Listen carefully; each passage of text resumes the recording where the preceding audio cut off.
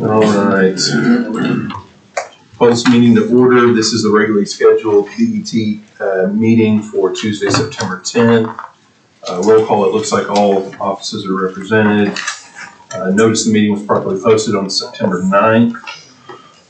Item number 1, discussion possible action regarding minutes of the August 6th meeting. Do we have a motion for discussion? Second. Got a motion to approve. We also have a second. Any discussion? All those in favor say aye. Aye. Any opposed? Ayes have it. Item 2, discussion possible action regarding an update on employee benefits. John? I passed out everyone a copy of this as well. Just the same report I've been doing, but now we're 2 months into the new fiscal year, so it compares the last 2 months of the right there on your right, Jason. This is what was attached, right? This is the same document. Same document attached, just a little bigger, easier to see than the one that was attached. I appreciate it. Legal size. So, yeah, this column's this fiscal year, last fiscal year. We paid 8 weeks of claims through the end of August, 7 weeks of claims through the end of August of last year. We're about 42,000 under, and our average is 349,000 a week versus 405. So that looks good. That's 2 months of data. Prescriptions looking great as well. We paid 10 weeks of claims, so it's an apples to apples comparison on the prescription side. Our weekly average so far for this first 2 months is 246,000 per week. Last fiscal year, all fiscal year, we averaged 252. Average 240, so we're a little above that, but we'll just see how that plays out. But so far, we're 60,000 under where we were last fiscal year. Reimbursements, we're seeing some more reimbursements. So overall, if you look at the snapshot of this fiscal year versus last fiscal year, we're about 361,000 under where we were, which is good. It's a smile face. Any discussion? All right. Thank you, John. Thank you. Good news. It's early though. Yeah, it is. A lot more months. All right. Item number 3, discussion possible action regarding any items currently on the watch list. We have none, so no action needed on item 3. Item 4, discussion possible action regarding procedures and timing of the general fund revenue supplement for fiscal year 24-25. I've had this item on there kind of since the September supplement was creeping up. There's a lot to cover. We're a little behind. The last 2 fiscal years, we had started with special meetings prior to our regular. And of course, there's more, it seems like there's more items to address this year. I just didn't know on a general feeling kind of how to start and proceed. I was gonna, just a suggestion, I think we really need to focus on the revenues first and definitely try to have that on budget board for the 19th. I did look back last year. We ended up bringing a recommendation, a final budget recommendation back to budget board a week after their regular meeting last year. A week after their September meeting. Yeah, the regular was September 21st. Mm-hmm. We had a recommendation on there. They kicked it back to us and wanted some options. Mm-hmm. So we brought it back the next Thursday. So I know that timing's okay. I think a general question is, what really is the timing? Kind of like what we looked at with the adopted budget as far as publication and when it really needs to be done. I don't know that answer, but I think we just need to get really comfortable with the revenue amount first. Maybe try to make sure that gets on and approved by budget board.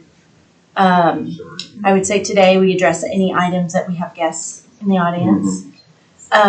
There's a lot of items that either don't have attachments, don't have dollar figures. I don't know if we kind of do a quick synopsis and go by each. I know there's some that probably some people around the table need a little more information for their elected officials to even make a vote today. So I didn't know if maybe a quick run through of the agenda, really try to scrub the revenues and address anyone that's here to, speak to us. So I agree. The revenue piece is the most important, which is why I didn't call a special meeting before now, because we didn't have those pieces yet, and I didn't want to waste everybody's time coming in when we didn't have that solid information yet. We are a little bit further behind than we were before, but we do need to get a handle on the revenue, and then as soon as we can. I mean, it'd be awesome if we could have a final recommendation for next Thursday's budget board meeting, but we do have just a little bit more time if so needed. However, last year, the reason why we came back was because budget board asked us to come back with some options. With us having that recommendation on the regular meeting, it gave us time to come back with some options. So I would prefer us to have something sooner rather than later. That way, budget board does need us to take another whack at it. We've got the opportunity to do that. So, yes, Jason. To Chrissy's point, I was gonna ask if we can move item 17 up a little higher on the agenda for Chantel to explain that just briefly. There's no action really to be taken today, but just to get on her radar so she can get back up to her office. Okay, how long do you think that's gonna take? Anywhere between 45 seconds and a minute and a half. Okay. I didn't want to hold the judge up, but if that's. I'm fine. When should I start the timer? I didn't know if it was going to be a 15 or 20 minute discussion. I don't think so. Okay. Okay. So, any other discussion on item 4? Okay, seeing none, we will move down the agenda to item 17. Discussion of possible action regarding CARES Act audit findings and possible financial liability to Oklahoma County. Chantel, go ahead. As most of you may know, we had what's called an entrance conference in April, where the auditing firm Castro and Company met with several leaders that would be considered key personnel for federal reporting. And so we met and we started the process of what's called a desk review. So it was over the CARES funding that we received, and over the last 5 months, there's been a lot of field work. So it's the data collection, it's the receiving of documentation support. I probably contacted almost everybody in this room several times just to go over the needs and the requests and make sure we had accuracy in our detailed explanation. I had a follow-up conversation just yesterday to get the timeline of what's left. This is the last week of field work. They're going to collect that. They have identified 2 different areas of what they're considering unsupported. So they will be reporting that to OIG or Treasury to let them know that it was either ineligible or unsupported. There's a lot of days left of this week, so there's a lot of things that are trying to be closed up quickly. The number could change, go up, go down, sideways.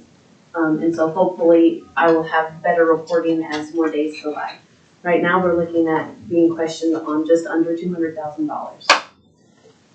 So this directly is related to our subrecipient contract with Oklahoma Industries Authority and the interpretation as it relates to indirect administrative costs and fees.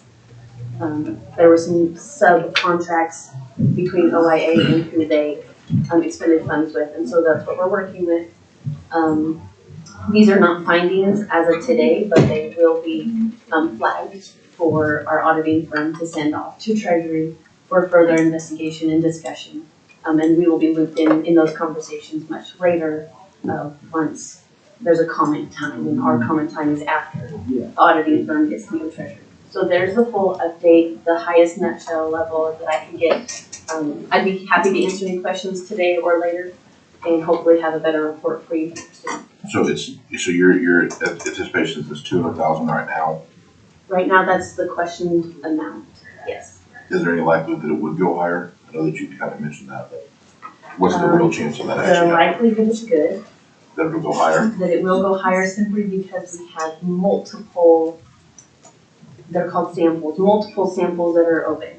So they haven't decided whether or not they're cleared or uncleared, so. Do we have any idea what the ceiling might be? I mean, is there any way to even, what's the maximum fiscal exposure for items that are in question? Do you know? I really, if just an educated guess, I think that our conversation has been relatively good with the auditing firm. And without making any promises, I think we're in the ballpark under $500,000. So if I had to give you like this line to draw, I feel really good about our open samples that we have right now. The conversation went really well yesterday. They said that they're going to be closing quite a few this week, which means they won't be questioned. That doesn't mean they said all. So hopefully by the end of this week, or maybe even early part of next week, I'll be able to give you a much firmer answer.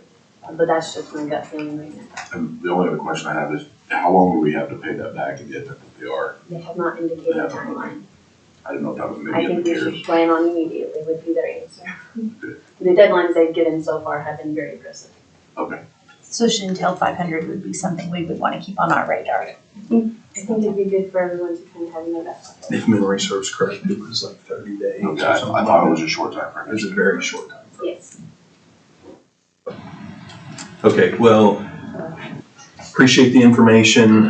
Depending upon what you find later, Jason, either you or Chantel, let me know and we'll decide if we need to have those discussions in executive session versus open session, because this is, I mean, an audit, but I mean, it could be potential litigation down the road. So I want to be a little bit careful what we address in here, whether it needs to be an executive session or not. So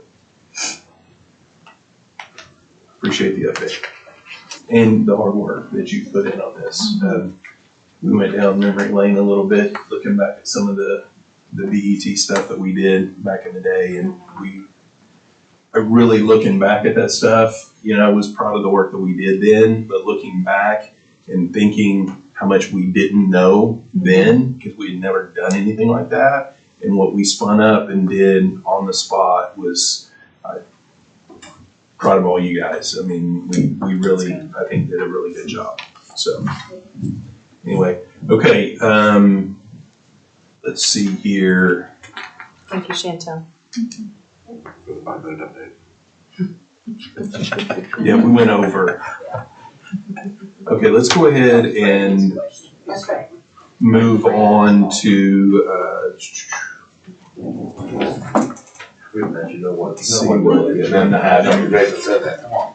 You're not gonna let him win.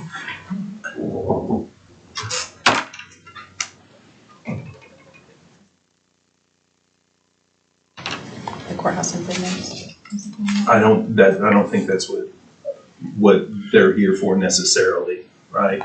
No, I'm here just to kind of keep things on the radar with regard to the JJC. That's So what I was where that thinking, fits in and. yeah, and I'm trying to see here, well, it's not on here, it's gonna be,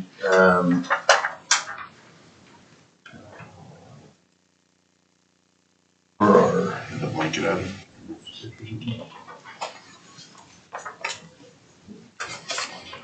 Number 5 and number 6. it won't be number Not 5. 5. Number 6, I think is Yeah. Yeah, we'll go ahead and do it under item number 6.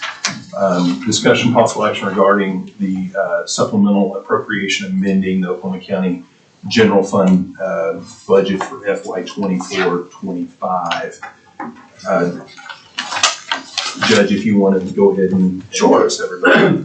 Well, I just kind of want to keep things on the radar for you all. As you know, there is the architect's design for the 3 courtrooms at the Juvenile Justice Center. They won't be juvenile courtrooms, and will actually be courtrooms utilized for the probate, guardianship, and adoption docket. But the decision to go forward with regard to Juvenile Justice Center seemed to be the most feasible because of the space available there, because there would not need to be another footprint for security, such as the sheriff. And there's already the detail there, there's already the magnetometers and things of that nature. There's a lot of things that make it seem very good with regard to, for example, public defenders, other people that work at Juvenile Justice Center that also will be working on the probate, guardianship, and adoption. So a lot of things that work out well here. But the architects came in with a figure of around $7 million. That was taking into account several matters that where there may have to be some adjustments because of this different matters that may be required. But in any event, there was $2 million that was appropriated by the commissioners and that would go toward that. $300,000 of that to the architectural firm. So really, we're looking at about $5.3 million. And so that space has not yet started, but I just want to keep that on the radar for purposes of supplemental and going forward. Right now, we are out of space here in the courthouse. We have some temporary space that we're utilizing on 7.5, but that's really not ADA compliant. We're still working on Judge Reese's courtroom, which that courtroom has not yet been finished out. So we have really kind of two temporary places. I will tell you that, as I've told everyone, that this coming October or November, then I'll be sitting down along with Judge Drew Barr, who's the Chief Judge at Canadian County. But on behalf of Oklahoma County, I'll be asking for 2 more judges, actually for the Chief Justice, the new Chief Justice, to go to the legislature and to complete the funding request that was made by Chief Justice Kane 2 years ago. So we got 2 specials 2 years ago. And we got skipped over this last year. Tulsa got 2 at the request of the Chief Justice, but we're going to come back and ask for 2 more. And that's real important because of our human resource requirement in terms of our judiciary. And we have a lot of people that are working very, very hard. We have the hardest working judges, the heaviest dockets in the state by far. Actually about 40% heavier than Tulsa, but we have the same number of judges. And so we, just to give you a perspective, and of course we're growing quite fast and a lot faster than Tulsa County.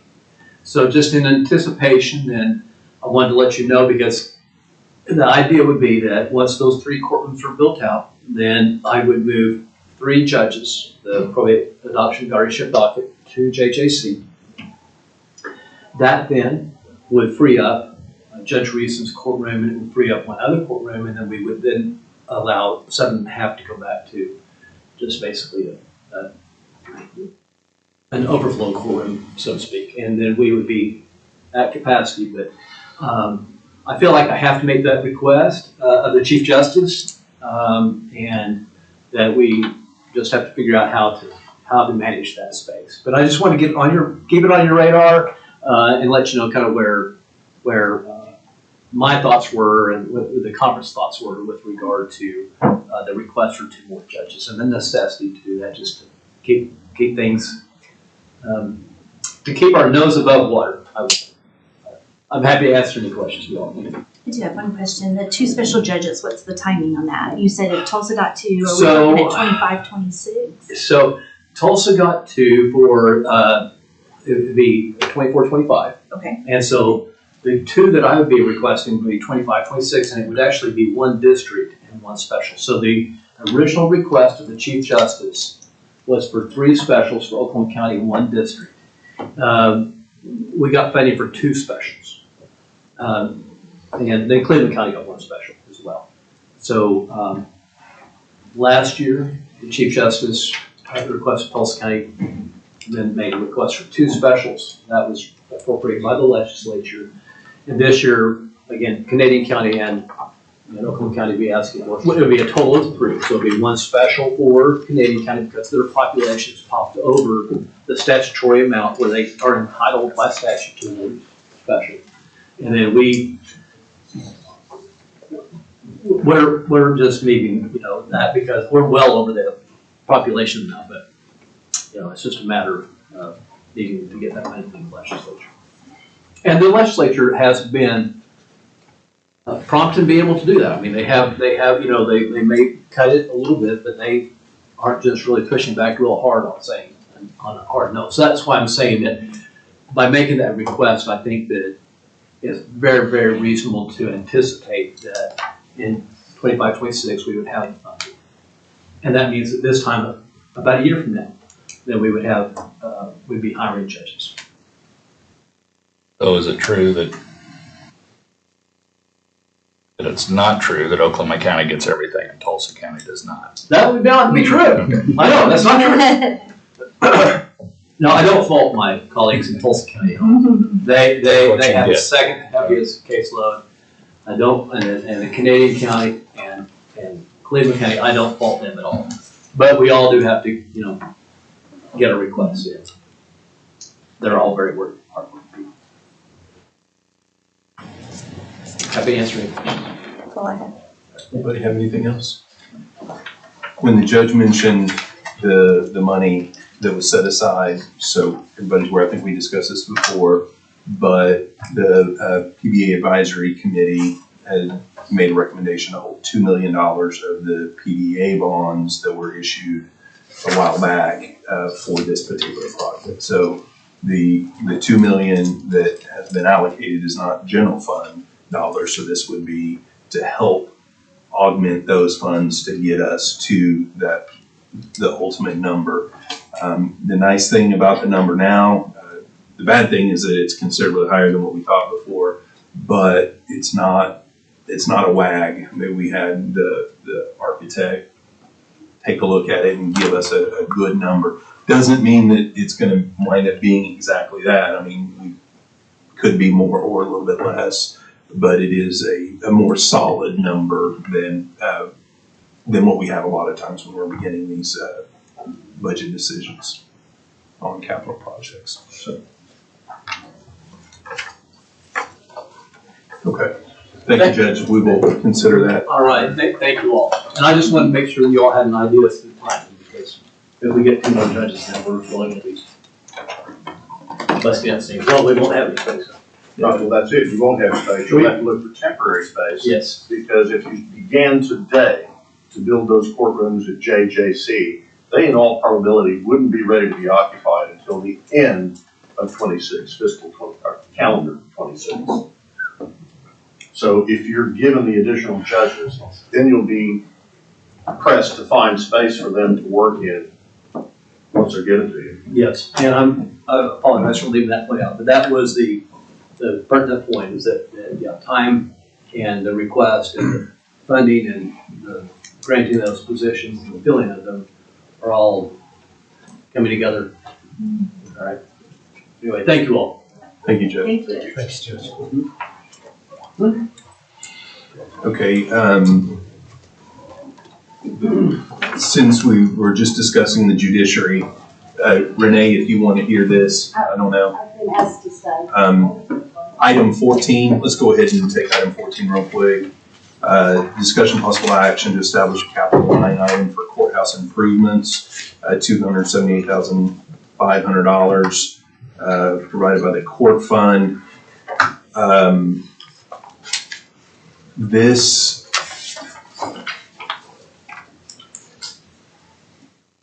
So in the past, if you guys recall, we had an amount that we received from the court fund. It was $700 and some odd thousand annually. It's kind of changed. I think now we're at about $779 is what we get.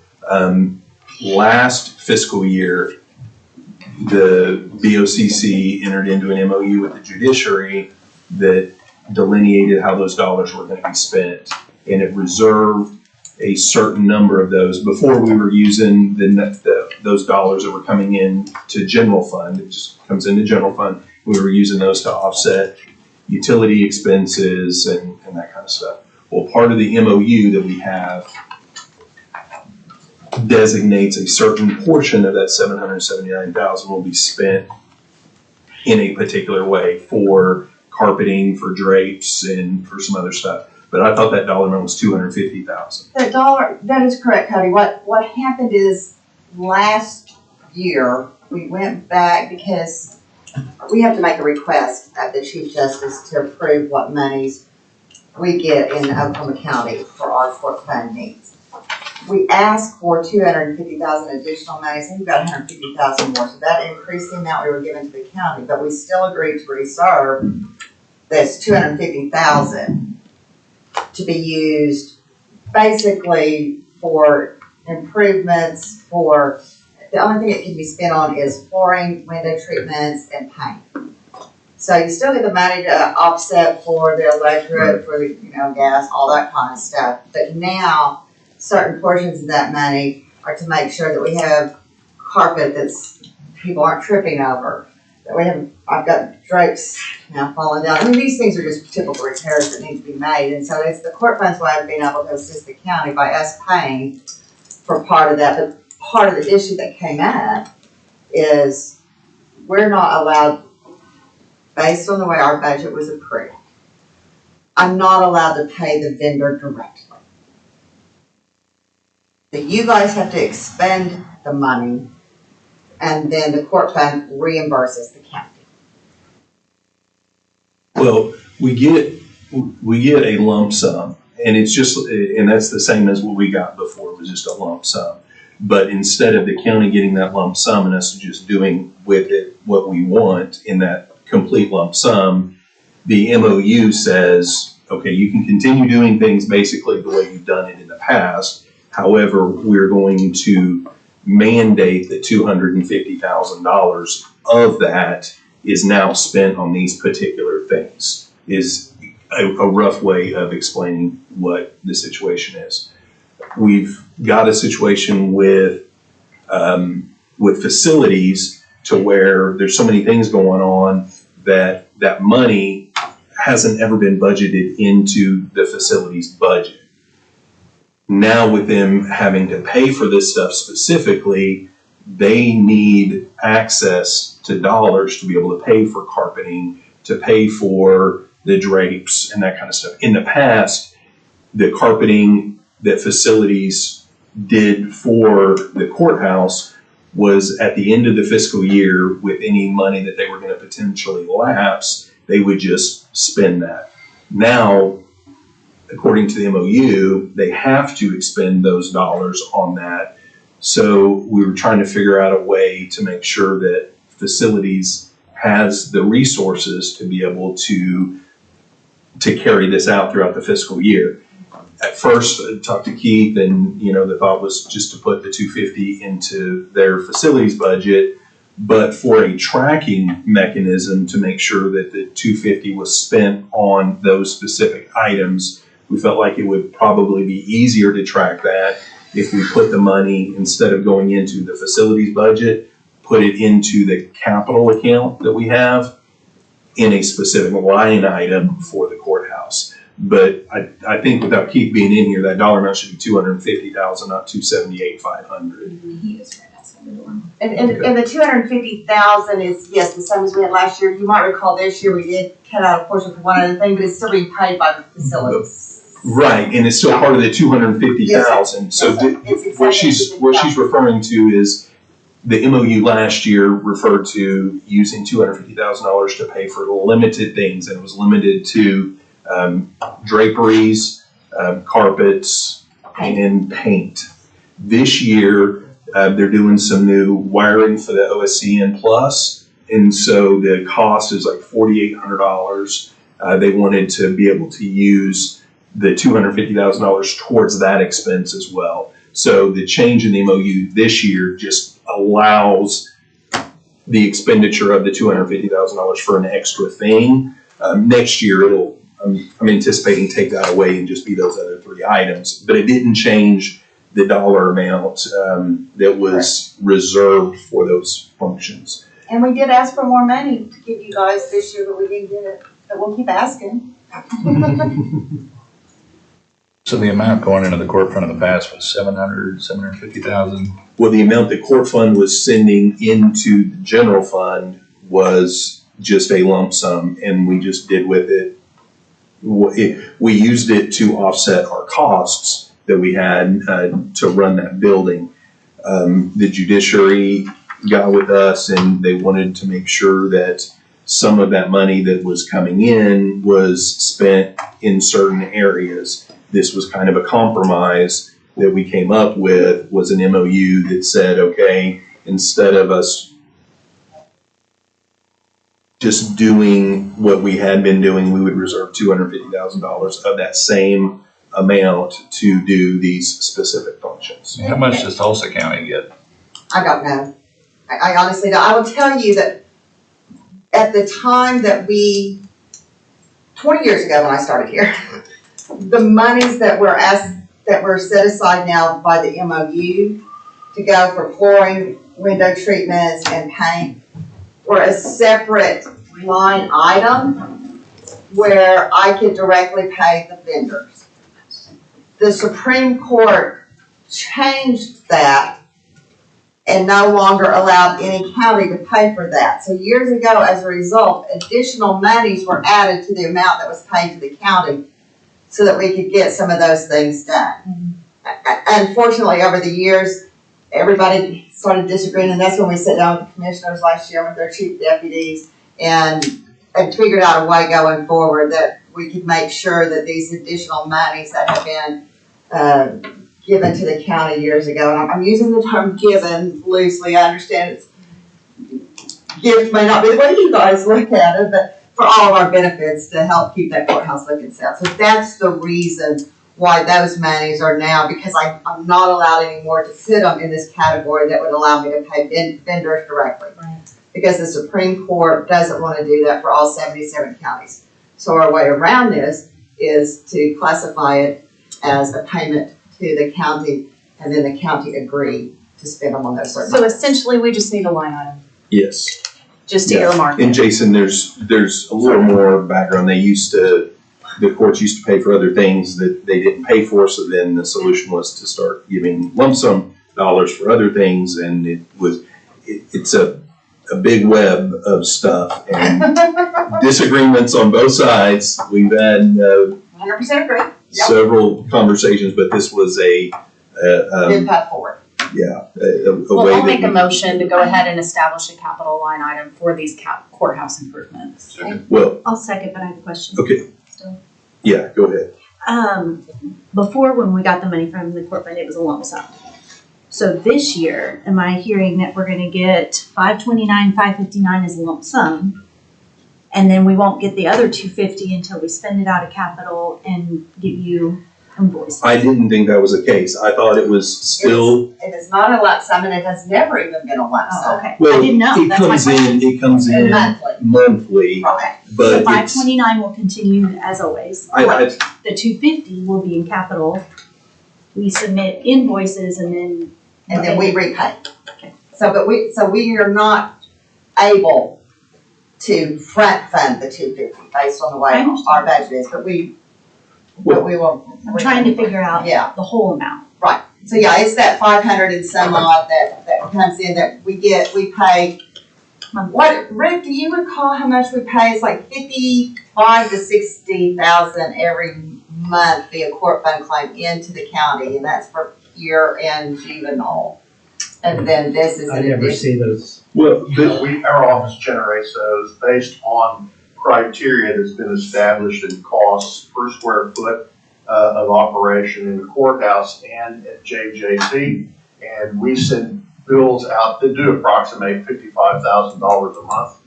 This line item, the way we could work this is you could set aside a portion of that sum every month to fund that line item.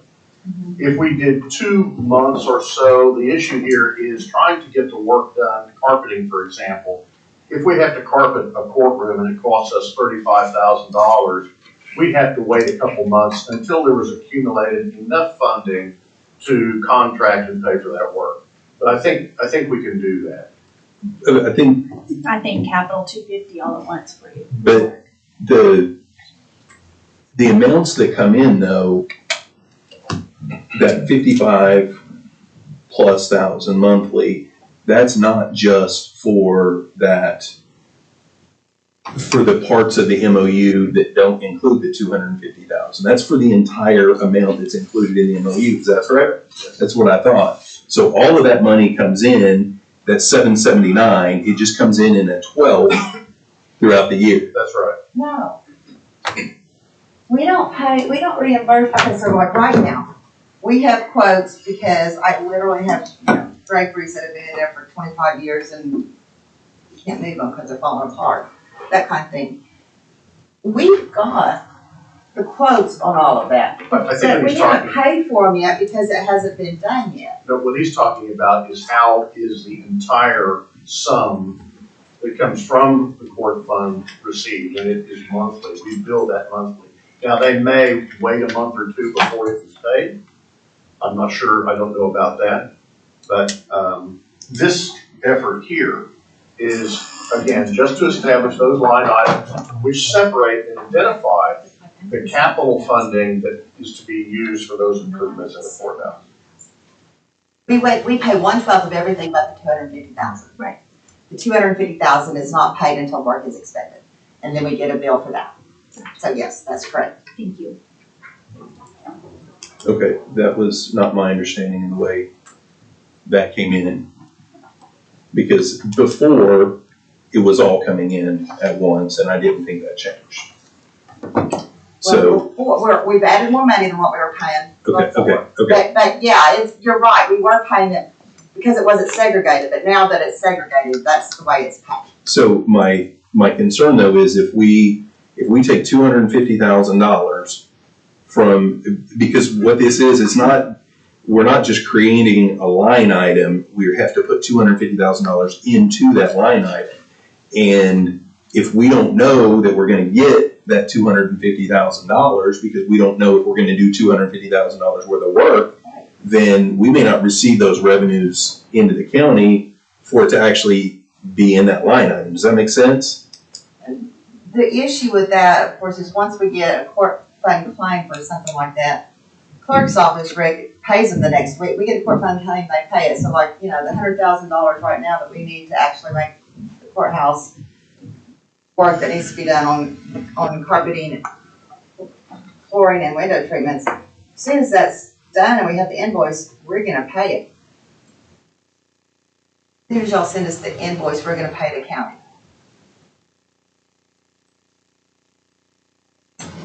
When you pay your invoice to the vendor is up to you. When we pay you is when we get the invoice that shows the county has the invoice for Could the get that vendor. line item like next year. We just, if there's some in that line item balance, it rolls over like capital. We would just fund it up to 250 and it'd be kind of a. But you're saying on an annual basis, we don't know that we're gonna spend $250,000. Right. That's what he's saying. Our goal is to spend all that $250,000 because we need that much work. But I get it, there are things that can happen that prevent vendors from doing work or that kind of thing. But yeah, our goal, we need it. We need that much work done. And we're far behind where we once were.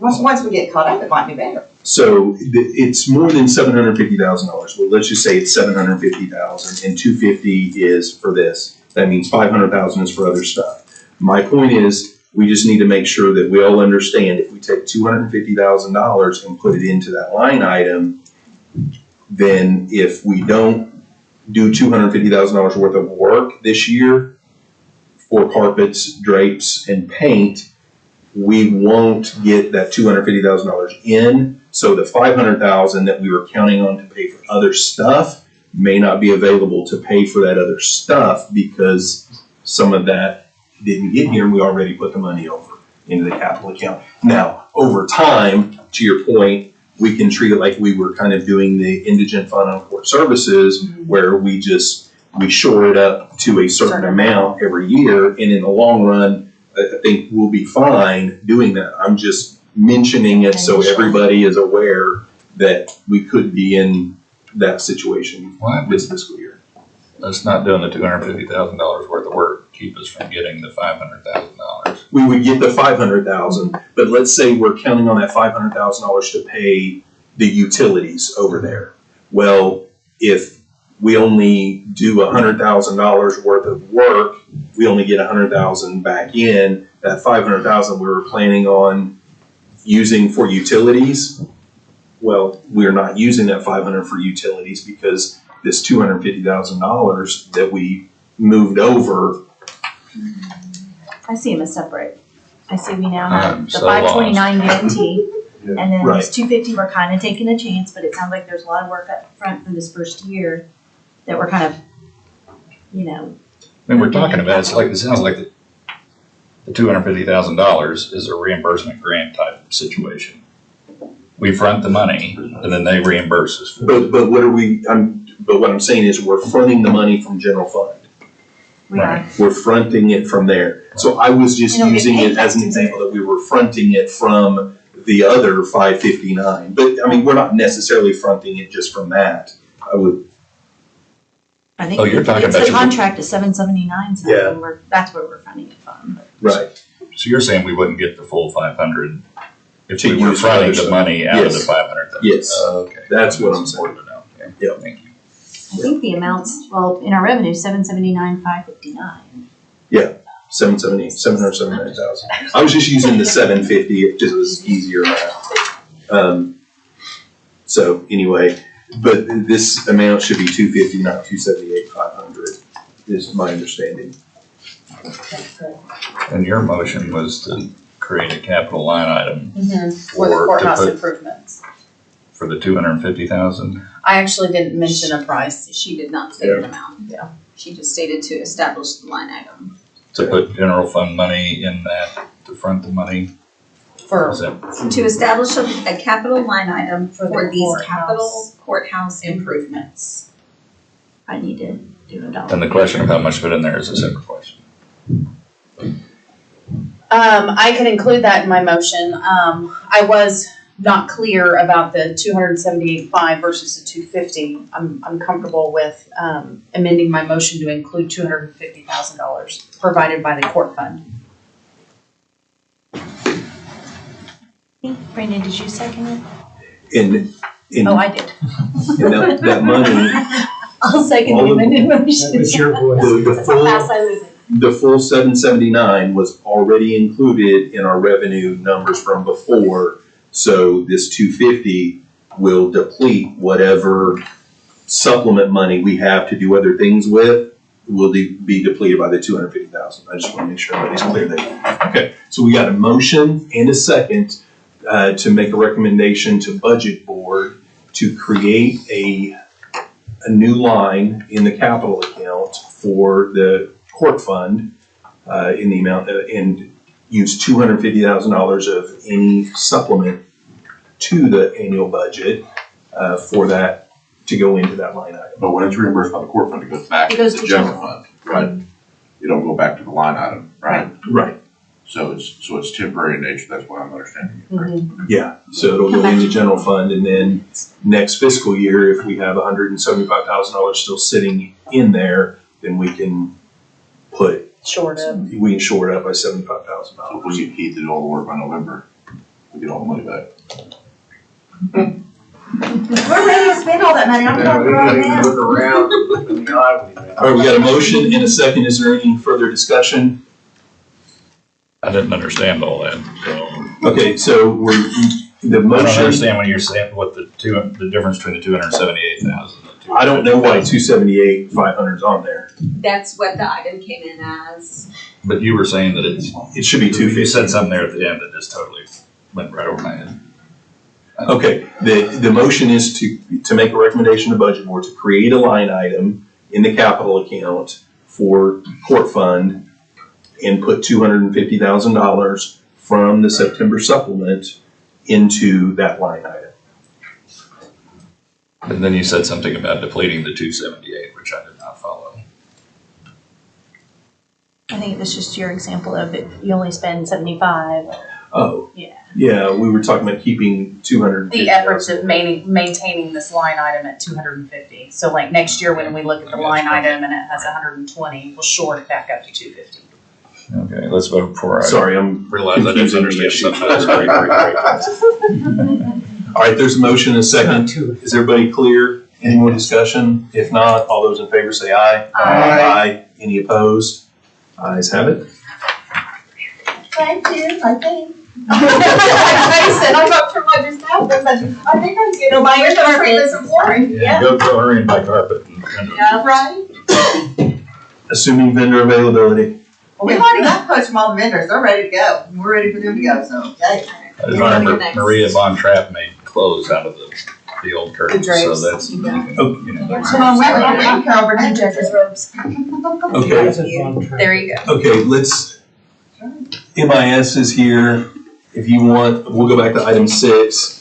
We're gonna discuss the revenue numbers in a second. We're not gonna, I don't think, make any more recommendations or anything until we have a solid number, but if we can go ahead and hear from Dane, that way he can explain. He's got specific line items though. 11 through 13. 14, yes. Okay, let's start with item 11, discussion possible action regarding an increase to IT budget, $42,400 to cover the cost of Connexus and Allied Universal contracts.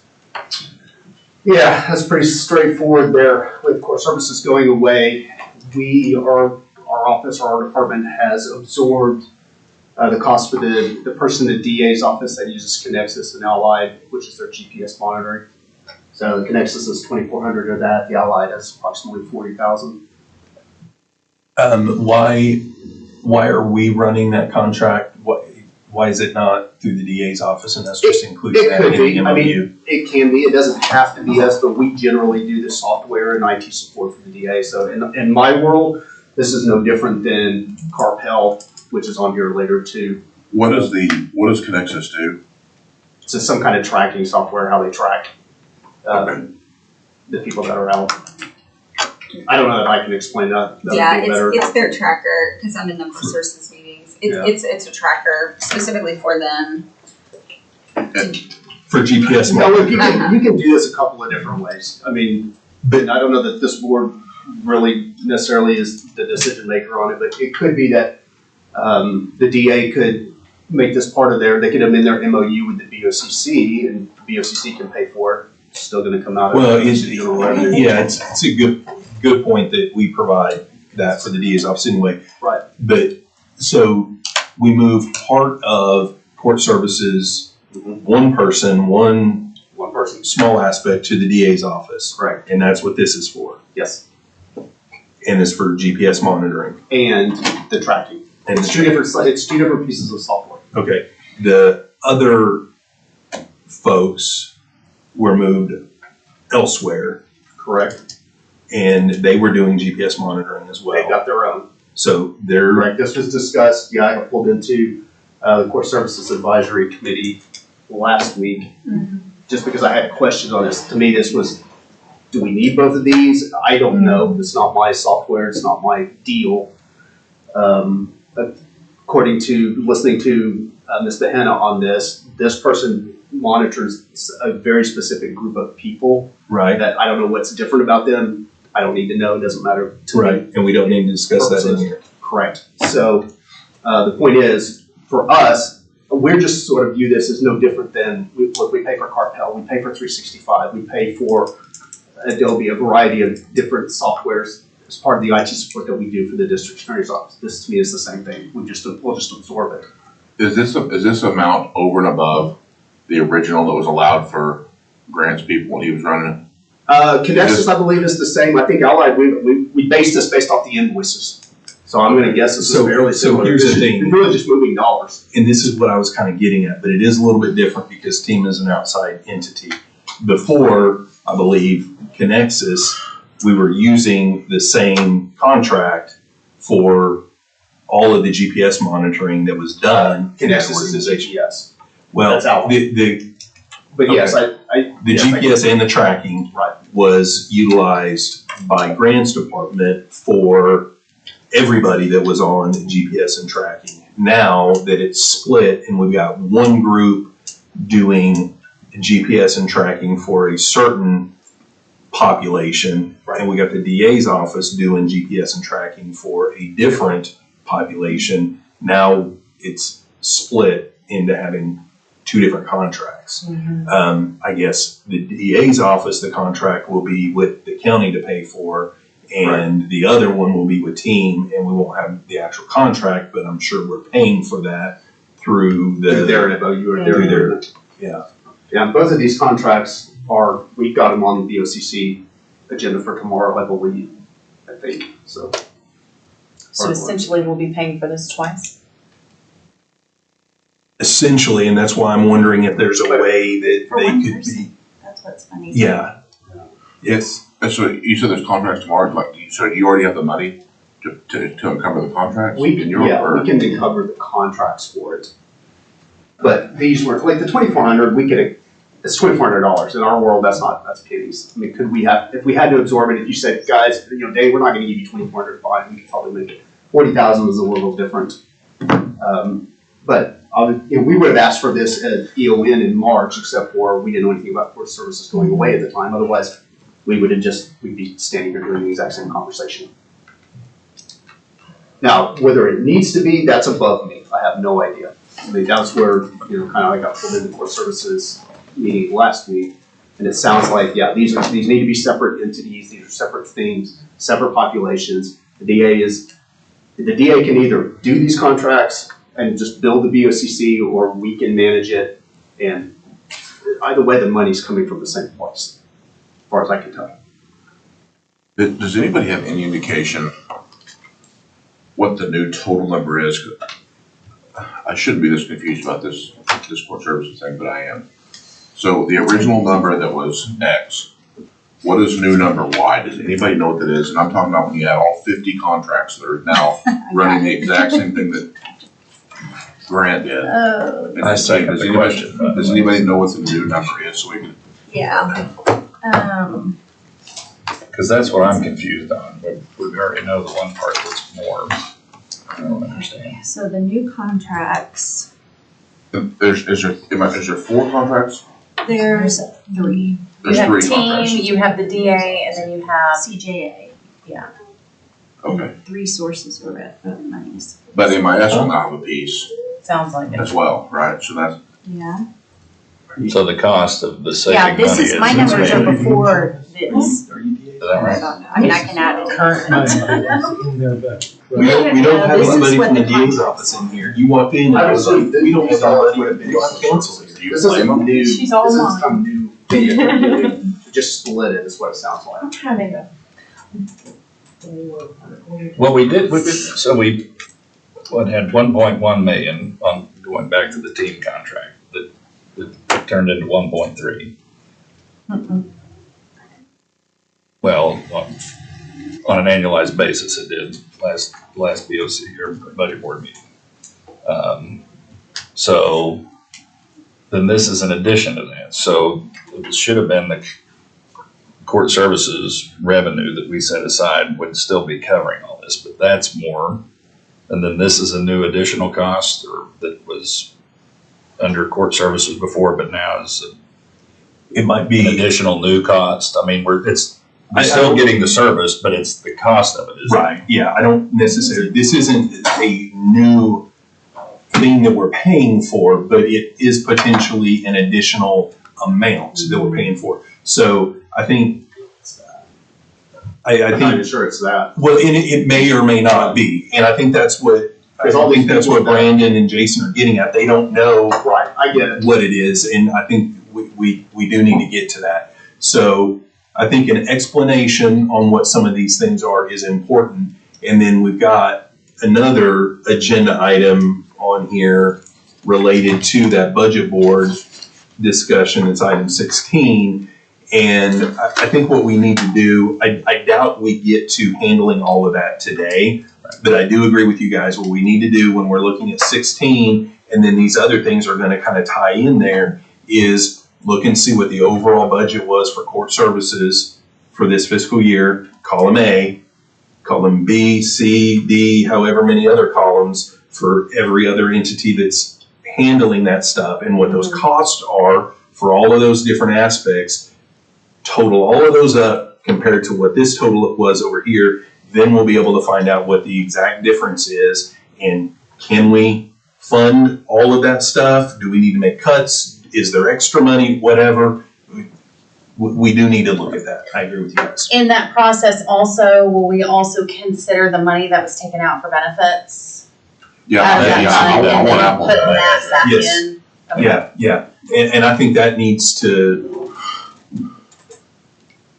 I think those benefit dollars need to go back into Yes, that budget, Absolutely. regardless of how we do anything else, because there's no benefits being offered or paid for out of that. Mhm. So but we don't have an agenda item on here to make a recommendation to budget board. next week to do that, but I do think that that could be something that somebody puts on the budget board agenda if they want. But I do think that money does need to go back into that account from employee benefits back over. And I would think, I mean, at least in my brain, 16 works to address that issue. Until it gives us room to address Discuss that, that. because to me, it fits under the general umbrella. But if we could discuss that more. I mean, but again, I don't think we're gonna get through it all today, I agree with you, so. Well, But if yeah, we need to add a new one, we just need to make sure we get. Cassie, I let me see. understand.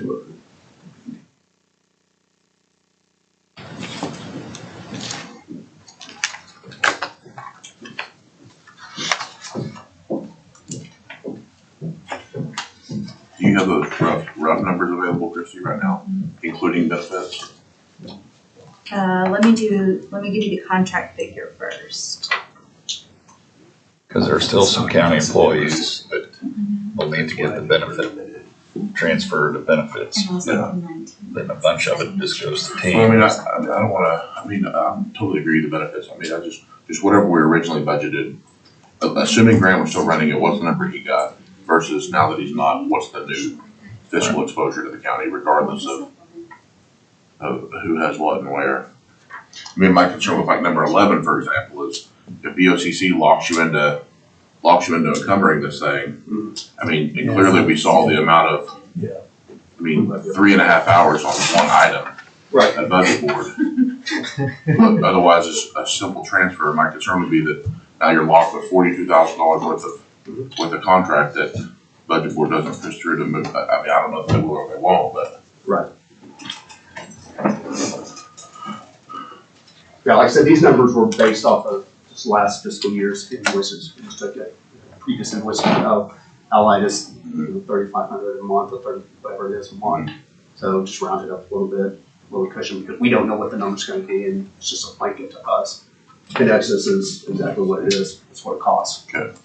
So, like I said, it's not, in my world, I mean, your world's different, but in my world, I don't know if this is additional stuff, it's just what they were doing anyway. Now, where teams, where the numbers got split and why there's two different Allied, that I can't answer. So if okay, something you said just threw me off. So it's something, so this is something they've done in the past and this is not a new amount? Correct. So this should already be in your budget, right? No, because if we didn't know about all of this move back in March when we did our estimated needs, this all came up. It was in my core world services budget. in July. But they've received We the money. only were missing this for 30 days. They've always, so you've always had the responsibility for it, but the money was coming from court services. We It's didn't no have, longer happening. no, we didn't have the responsibility for it. I didn't, so you're getting the No. responsibility and not. We Well, I are don't know what assuming the responsibility Fund that based could on the be, fact because their that general we fund is just generally salaries do and the DA's benefits. budget. Court This is just services, another. so it's one of their special revenues. So this has been given to you, you went back and looked at their old invoices, okay. 1260, yeah. Like the last couple of months of the last fiscal year, I assume the invoices went to HR because they were the interim directors, so. And the contract, both contracts would have been in their name anyway. So one of the connections contract was really just moving it in our name. But the contract's already been signed for a year anyway, as with, I think, Allied. So it's not even like this is, even what we're putting across tomorrow isn't necessarily new. It's just it's more of a name change in terms of who administrates it. All right, my cheat sheet was laid out a little bit differently based on a snapshot on August 29th. Of course, that's when the premiums were taken out already off the 1.1. But what I'm hearing, if you want to know the full amount of the three contracts, 3 MOUs, plus those 42,400, that total is 612,986.39. Then if I were to add up the budget, add back in the medical, add in the court services 1260, both their departments, plus the shine, Well, not the Shine. not the shine. Well, But the other funds. but part of the- shine funded the DA. No, Yeah, that's no. what's on the agenda. that no money out of the Shine Fund paid for anything for the DA.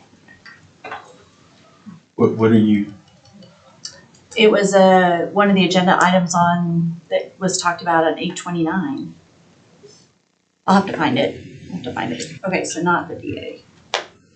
Not Shine. But they have 3 special revenue funds besides Shine, right? The GPS monitoring. They just have court service, it's one fund, but they have 2 different departments in there, and one is the GPS. Okay. Yeah. they did GPS, and then they had the indigent, and then they had the general fund. So it was 3 total? Yeah. Okay. Okay, so let me take out, so the money available towards the 1.6, so that's gonna be the team, CJA, and district attorney, plus the 42, that's the 1.6.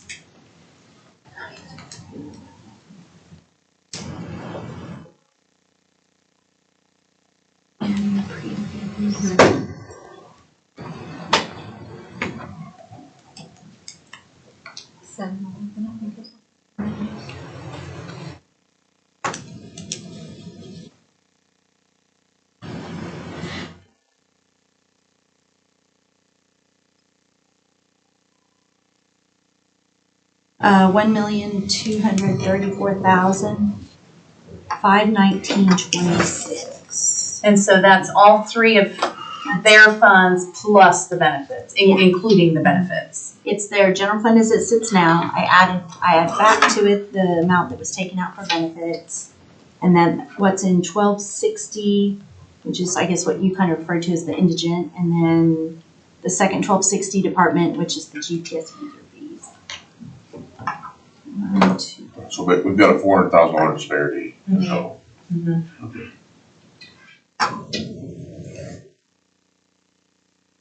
Now, if there's, I don't know how, if these really were funded, say like in 1260, there's probably some encumbrances unless it's been a contract fully paid for a year, and then it's something to work out with the companies. They've been paid. But in 1260, they have $98,000 of encumbrances, so you would think they can, Yeah, I mean. close some of those. I know the CJA, didn't it go down to 2 people? Did I hear that? Or is it 3?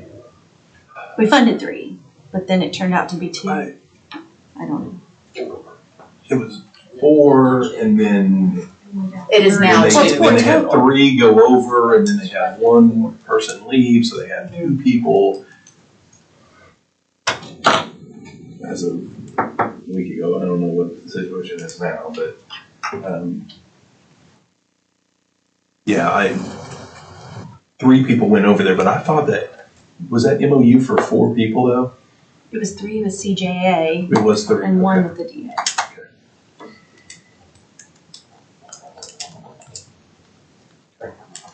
So, yeah, 1,234,919.26. 519. Say that one again. 1,234,519.26. And then we got like $98,000 worth of encumbrances that may be available on top of that. 1, 2, 3, 4, 5. Or might already have this encumbered for that. Right. Yeah, we'll just still look how you're getting What your encumbrances. Right. Yes, but that's true. And so this 1,234,000, does that include those encumbrances? The encumbrances are taken out. Okay. It's a write-off in munis report, so when you encumber something, it does lower it. So we have an extra $98,000 floating out there that we don't know what is encumbered for. Did I hear you're running this across the BOCC tomorrow? To which they can easily say no and say no, this. Well, I think we'll the kinda first deal with order of the DA. business is see what that money's encumbered for. Because if they've already had it, and had a contract in place prior to. You would Yeah. think that they would. I don't, if Miranda's watching, Miranda, please take a look at that. I don't think there's any live video. Oh, there's not? I don't think there's live. There is. I couldn't access the one. Sounds like that might be a you problem. Oh, good chance, good. I mean, that would be my case. No, I'm not. technologically sound person. I see this. Well, okay. Bring it on. I keep it up all the time, just in case. Check it periodically. Yeah, no offense, I just don't usually argue with Cassie because she's usually right. And she's within arm's reach. Oh, okay, so we got an explanation on 11. We know what that is. I'll get with Miranda and see if she can figure out what the 98,000 encumbrance amount is for. 12.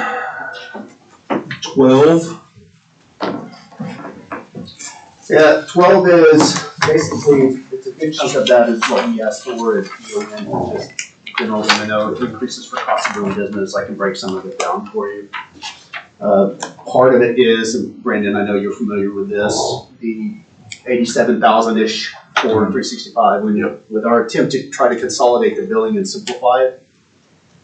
When I presented that, the sheriff wants to let go of that bill so that we absorb it. They relinquished that 87 plus out of their budget for EON. We presented new EONs, they did as well. My understanding is because we got a flat budget, as everybody else did, that 87 didn't make it into ours. Did the 87 make it out of your budget then? That's what I thought. So, Yeah, I know that. There you go. yeah. Yeah, I don't know what happened on the backside of it. It came out of our budget. Never went to him. Right, so there's 87 of the 259. Cassie, are you making notes of this stuff, or is Jennifer or somebody on your team? They are watching Okay. efforts here also. Okay. What amount is that? 80 what? 87 and some, it's 87.5 and some change. 87.582, Kristen. There's something. Another chunk of that is the Axon evidence software that the VA uses that was funded for 6 months last year, I believe. Rich came to this board in December of last year seeking the funding for that. It was funded for the final 6 months. That would have been an increase to us, so we asked them obviously for that as well. So that's just covering the year's worth. Because we were given 72 to 6 months in the flat budget, but now we need the other 6 months. And can you give me that dollar amount again? Yeah, hang on, 72, 454, 54.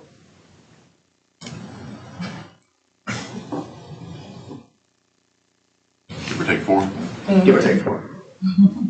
4 or 5. 54. Which 4? Okay. The rest of that would just be general cost of doing business, just being where licensing goes up, Fortinet licensing goes up. You mean your cost of business goes up? Yeah, imagine that. Not totally though. The reason why it is not as high as we initially put in is because we do have a decrease in our type. We were able to negotiate a price decrease on that. So not always. Congratulations. You're welcome.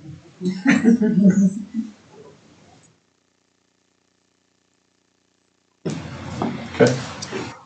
13? Yep.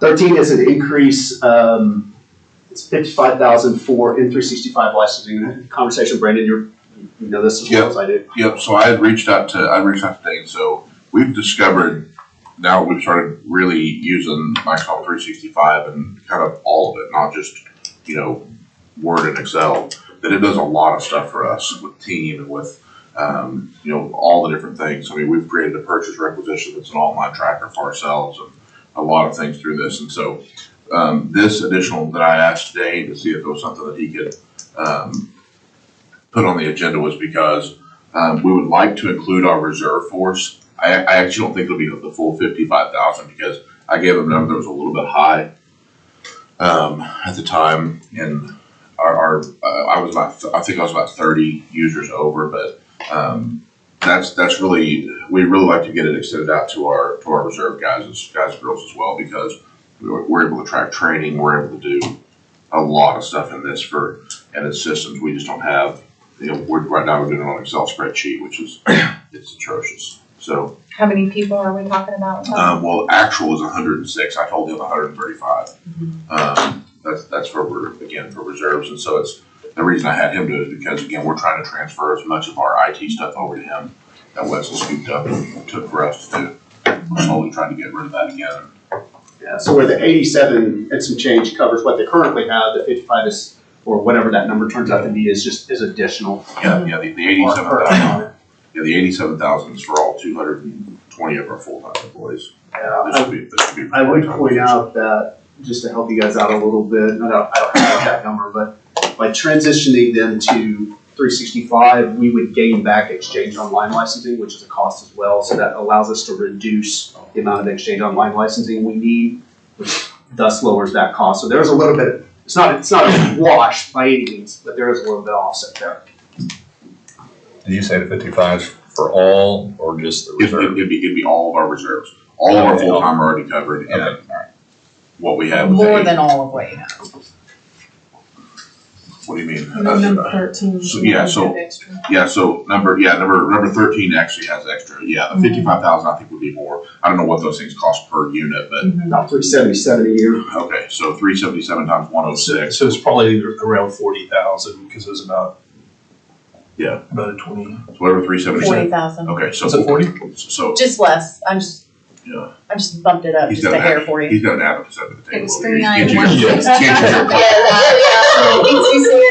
Yeah, so if 40, just because we were, I know you did, I gave him a high number just. Yeah, it's just a ballpark. Yeah, we were on a phone call and I knew we had to get the agenda item submitted, so yeah, 40 is closer. It probably is.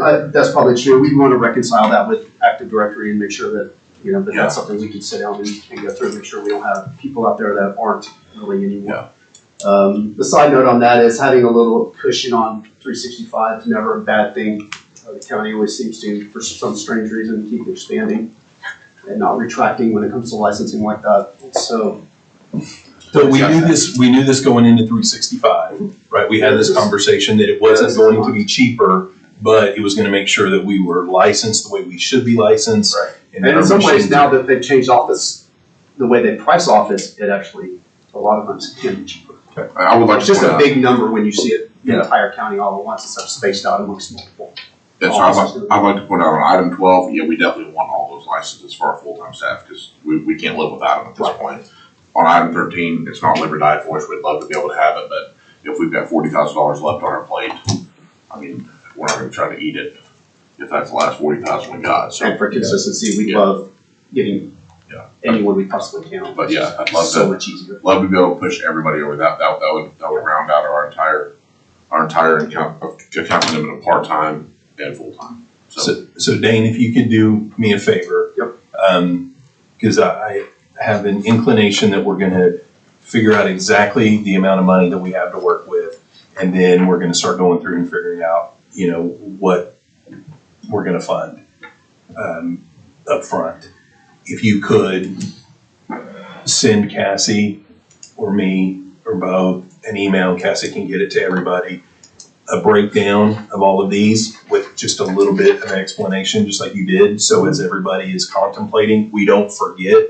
Right. As we're going through, well, that 259, that included this, but what was that other thing? If you could provide that to us so we have it when we're considering our funding allocations. Sure, we probably have a little better idea. I'm sure Charlotte has a better idea, given that it's now September, as far as what got increased and what didn't. Like I could tell you VMware did, VMware doubled because they were acquired by Broadcom and they want, revenue for their shareholders. So, yeah.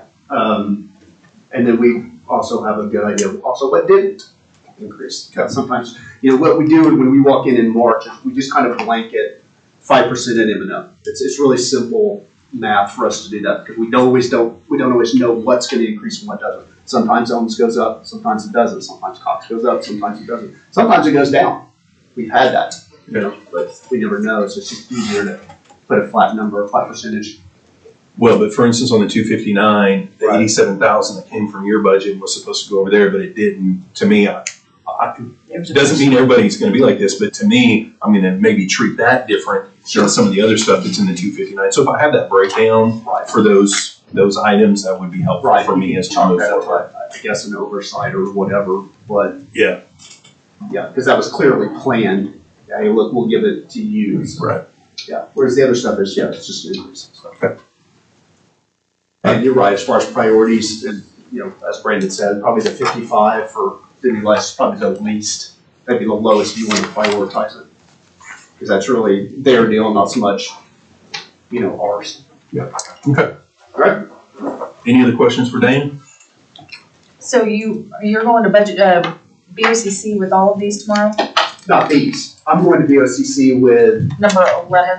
well, correct, the Connexus. I don't think Allied, I think that's actually on state contract, so I don't know that one's on tomorrow. I've got 5. I know Connexus is one of them, I know Ohms is one of them, I know Tyler, and then the 2 Carpel, so probably not Allied. In your email that you send with the breakdown, please include the stuff right in 11 as well. Where's it go to 11, sorry? 11, the Connexus and the. Oh, yeah. Include that in there. Yep. Thank you, sir. Yep, thank you. Could the motions be made in BOCC pending encumbrance of funds? Because the money's not coming. I think what Dane said was that you already have that encumbered for the contract? We would have to. You had said that you did. Yeah, we would have Earlier, to yeah. put this contract across. Yeah. What would you not encumber, because if you didn't have the additional money, does it mean you're robbing Peter? Well, right, I mean, like I said, Connexus is 2,400. I mean, in my world, that's pennies. Okay. Okay, I could find $2,400 if I had to juggle it around or whatever. Okay, so maybe that's 2 less computers we buy for somebody. Right, 40,000 is a little more difficult to maneuver around. You start getting into 25 plus, and now I have to. Okay. And I think what he's probably planning on is he has M&O that are not M&O expenses that are not contractually obligated, so he doesn't have those encumbrances. So you're encumbering, but you're hoping that you get more money to cover this other stuff. Yeah, I think the group is like, at some point, be careful because what if you don't get that?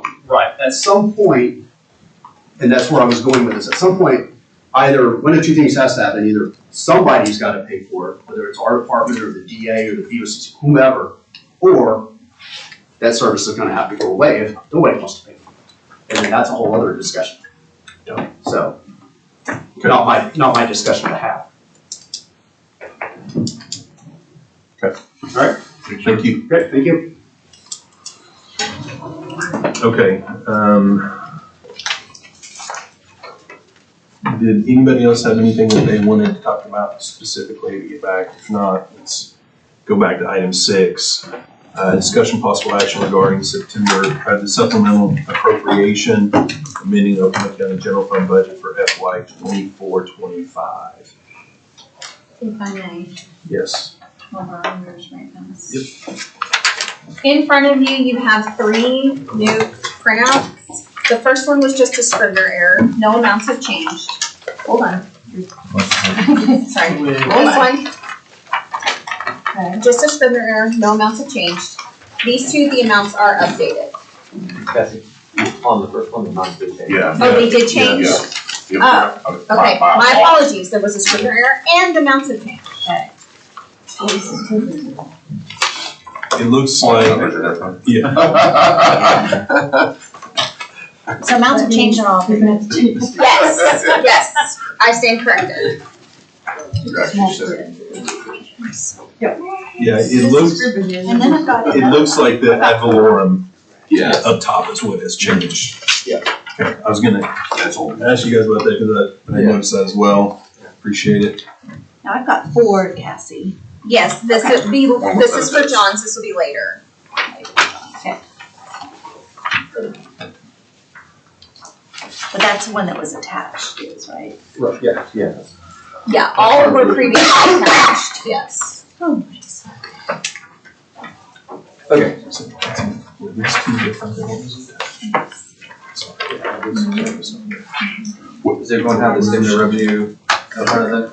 Yeah, what was the reason for the difference in that line item number 1? 'Cause when I first got it, I actually called Cody, I said, this is over all. Yes, all based on the assessor's, assessed value. It was, in the spreadsheet we're using, it had the 2023 amount, not the 2024 amount. Okay, So that's what affected the change. I got you, okay. Gotcha. Okay.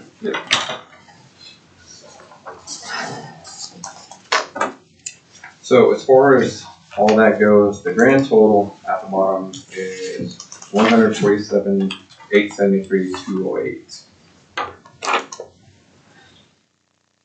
Based on all, and then that number there is, and then as you can see, item number 8, the reval city and schools. That number has not been finalized yet. That's just a rough estimate based off what was done last year. So on that one.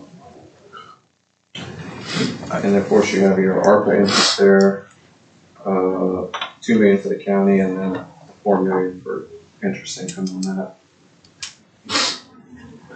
Is there any way on this document, down at the bottom where you have fund balance, and you got 28,566,720, is there a way in there, and maybe, I guess, is there a way to have another line that has one time, because most of this is the sheriff's transfer. Right, that's what I was. And this can be, when you look over here, the total sources available, it's a 13.5% increase from the previous year. But that is extremely misleading because we use those dollars. Doesn't include the ARPA and stuff, yeah. So that can be misleading to somebody that's just looking at this one document. Right. So if there was some way on here to annotate that there was a one-time funding source in there that's not going to be a continuing thing, I think that would be helpful. Right. And then if you look on the that middle column, the FY 23-24 actual revenue, if you go down to number 35 for that specific column, that's 16,020,617. That's including the 14 million from the sheriff's office. Right. Now, being the first time going through all this, we've had to do a lot of forensic accounting, putting stuff together, figuring out why it was done this way, where the numbers come from. One thing I did discover, with this being a one-time with the sheriff's money, if you look at the FY 24-25 projection column, that same line item, number 35, where we have the 120, the formula that was in there was, it took 90% of that 16 million. It's how it was done last year. So if we were to leave that formula in there, it would take the 90% of that 14 million again, on top of what's your bottom line of the 147, would essentially be like doubling up your 14 million in the long run. Well, generally what we do when we're looking at revenue streams, if we receive a certain amount one year, we budget 90% into the next year, unless it's contractual, then we'll allow for 100% of that budget. Right. So any dollar amount that's a one-time, it was a good catch. Yeah. We shouldn't be including that moving forward at any percentage. Right. But I'm just saying that's why that 90% was there. I understand that part, yeah. But like you said, yeah, to be clear, we didn't want to put it on there so it would be like doubling what you essentially would have not had. So. In line item 10, that's because Juvenile got paid twice in 23-24. Yeah. Yeah. And we should have that on PBA as well. Yeah. The line 28, PBA got paid twice last year because they didn't get paid the previous year. So. What happened with that, Brandon? Well, Cody's better to. Which one? The first one he mentioned with Juvenile. The Juvenile, we didn't get paid the previous year. The OJA's money. From OJA, and then we entered into an agreement and then a settlement for the previous year, but it was all paid in at the beginning. The lump sum for the previous year was paid at the beginning of last fiscal year, and then the year for last fiscal year was paid out in 12ths. So what I'm seeing here is just backing that out so you don't expect way more than you're going to get. Right.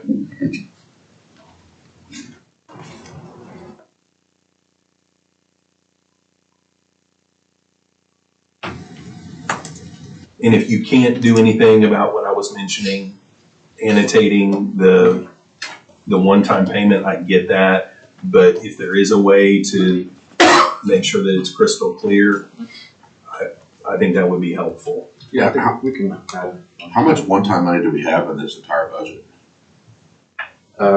Just the sheriff, ARPA money that I'm aware of. Well, I mean, ARPA interest, we certainly can't count Oh, on yeah, that every year, yeah. And there's nothing else in any of those lines that, No. So is it about 18 million? big number. New jail fund. It's a big number, but it ain't that big.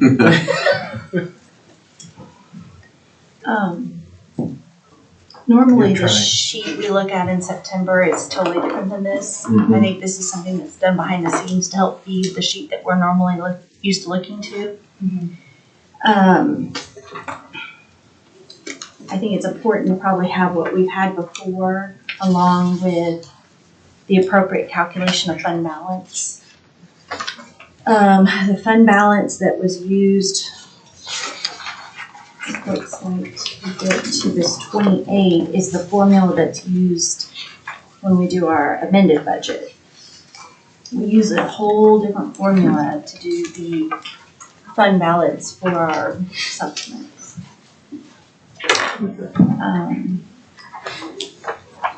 I'm just worried about some money being higher than.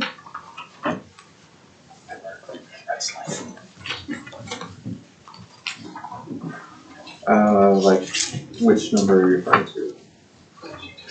The calculation, this is the sheet that we normally get.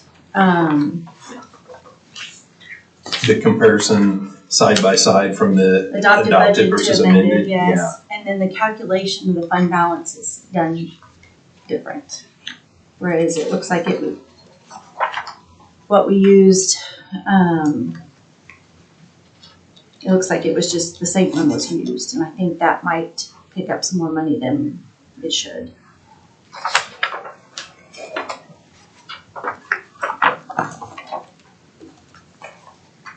I can give you, it's really just going back to budget board last year, 9/21/23, item 34.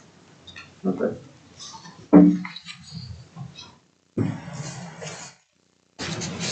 Christie, after looking at all the stuff that you look at, I mean, are you pretty confident in this 147,873 number? No. You're not? Oh, sorry, not, I was saying, I'm sure it's. sorry. It's weird, her mouth didn't move. I was giving my opinion, and I should have waited for her to get hers. So say that again, what?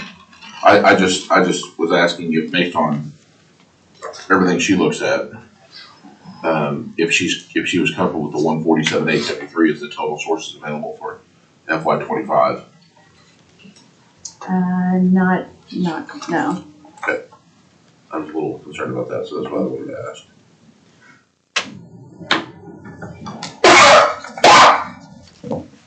So it's high. I think so. You're talking about that fund balance above the 147? No, just the total number. The total. Well, it's gonna be in the fund. It'll be in the fund balance, so yeah. Okay. Yeah, that's my main concern is Right, that 'cause fund balance, and the way you calculated it is how we do when we do our adopted budget, but when we calculate it in the supplement, it's a whole different calculation. Right, because the 28 is including the 14 million sheriff. No, I know that, Oh, okay, I got you. but I still don't think You it's should that do high. it. Okay. I'll explain it later. Okay, so. You're saying the problem lies in this 28,560. That's my first Or 28 million. concern, yes.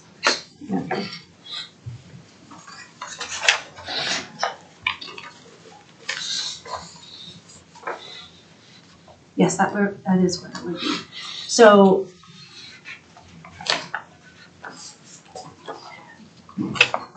when I emailed with Jennifer, she was gonna have printouts of the correct statement at this meeting. Okay. And I don't see where those were brought. Is she available? She should see. You know, Because what I'm looking at is what we're used to looking at, that Jennifer sent me, and I said those weren't attached. If you bring it to the meeting, she said she would have copies.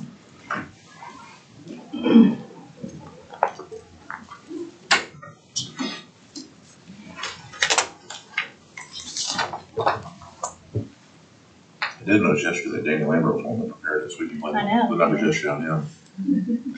I'm not here to defend it, so I know. that works for me.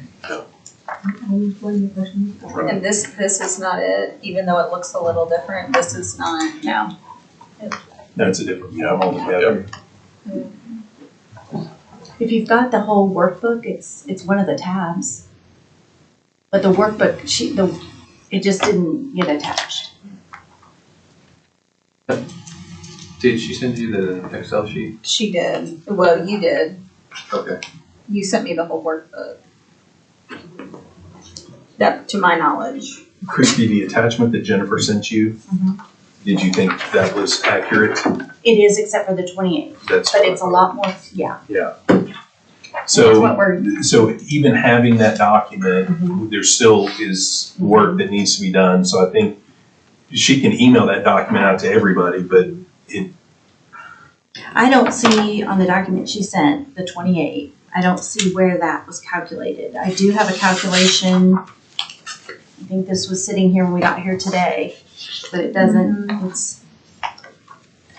it's just barely off, but this calculation is what we use for the amended. It's a different calculation for the supplement. So you think that the 28 is close? Is that what you I mean, think say it's barely high. off? I can't say by how much. Okay. I think we need to calculate it.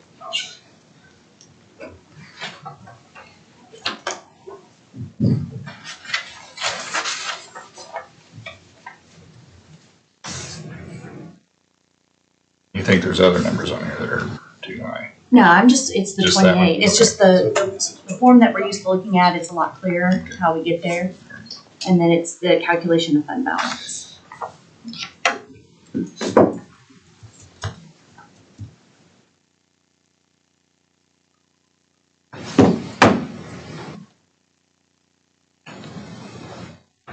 all right, so we're at the point, I think, that we need to know what the real dollars are before we start having more discussions. So the attachment that Jennifer sent you, and I got a copy of it as well, and I appreciate that. Still not certain that that is 100% correct. So even getting that document down here for everybody to look at is not going to get us to be able to take the next step, which is actually knowing what that dollar amount is to be able to decide where we're allocating, right? So. Could we look at it and figure out why it's off? Sure. I'm just I mean, trying to think of could we everybody's determine time. that from looking at it? We also don't know, we don't have a final number for number 8, right? Is Jennifer? Number 8. Yeah, and that's fine. I think Carrie would show good. She what? She doesn't have access to be able to put it on here, so I can make sure and Okay. from what Jennifer sent me earlier. I don't. You have an email on here I can forward. Do you need to pull it up? Yeah, you can send it to, I think it's.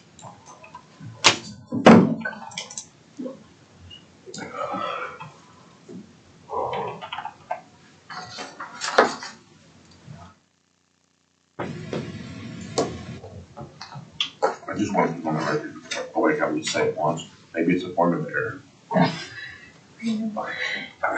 Clerk. You know, exactly. You Get didn't- it started. You didn't get to add one to your list this meeting so far.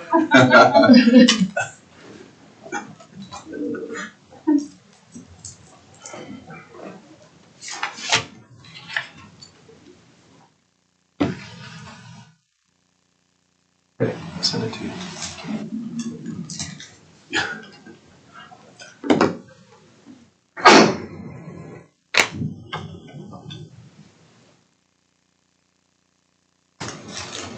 just can't leave it on that alone. Personal development gotta be a lot better than I used to. What would you like to do? Patient photos.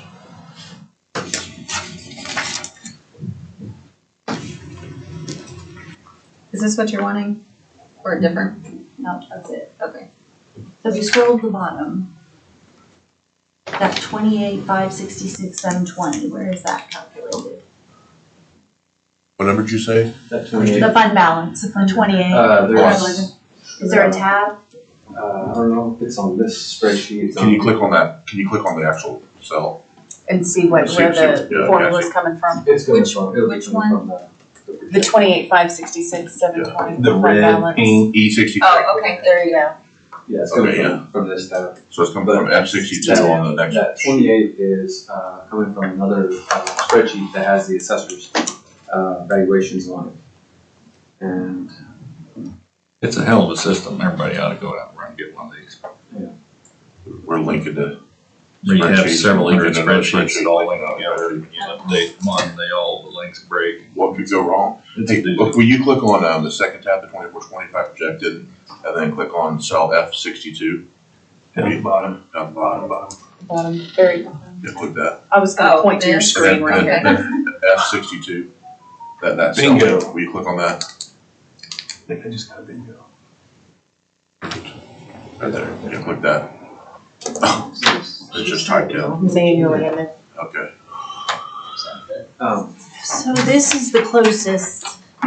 It's not the exact 28 million, right, but that. but yeah. your first line is, you're bringing the cash balance of July 123. That should be your cash balance July 123. And we just need to have it. Yeah. This is what the calculation should look like for the supplemental. All right, this document is the one that we're looking at. Or no, it's not. Yes, it is. It's just the one on budget versus supplement. Oh, okay. Yeah, we just tabbed over because I was trying to backtrack the formula, but it's just typed in manually. Of course it is. That's that first one. The fund balance on this. So the fund balance should be 18 bucks. The fund balance on this one's 18 million versus 28 million over here. No, I retired that. There's something you calculate. Okay. Let's get into that. We're a little beyond my, doing in my head. It's just that fund balance. Slide Totally For millions. Could you I imagine? would be happy. This is a lot more. If you're tracking it. Oh, there you go. It has That big one's numbers. Yeah, big numbers for you, Cody. They just So- subtracted the 9 million from 28,566. Yeah, it's not 28, but still a question. I see what you're saying. Yeah. So I have this one. Okay. Did we determine why the fund balance is different on the two sheets? On which two sheets? On this one that she emailed out, plus this, I right? don't think they're Or different. those two, that one and that other one. The one that was sitting on our table, Yes. it has fund balance at the bottom, 28,566,720, Yeah. right? And this one that was just handed out, the fund balance, okay, I'm sorry, I was looking at the wrong column. I just did that too. Yeah. Okay, thank God, because I was. I think it's really good to be in the calculation. Sorry. I was You were looking at it upside down. somebody to come hopelessly. Too many papers, too many numbers. I was having a real moment there. Do you have your bright glasses? I did, I even checked it. Look at the trifocal part, you know? What's the one past the trifocal? I don't know why. I mean the but square. I just, I have a square, hey, I'm wearing them backwards. I put the four-focal. Everything next. like that Really? naval captain that got fired because he had a scope on backwards. That's me. Whoa, what is it? Now, where'd you say that? Okay, so on the sheet that budget versus All of supplement. us are doing this. You know you did it as. I'm kind of basic and I still do that sometimes. But then. Because it wasn't funny. What is it, Brandon? On the Okay, That's so what it said. on the, what's this one-time column over here that says 22,371 on No, the, it's a whole different, yeah, click on that one. it's a whole different. You know, what is It's that? not just coming from? changing your dates. No, I understand. I'm looking over here. Okay.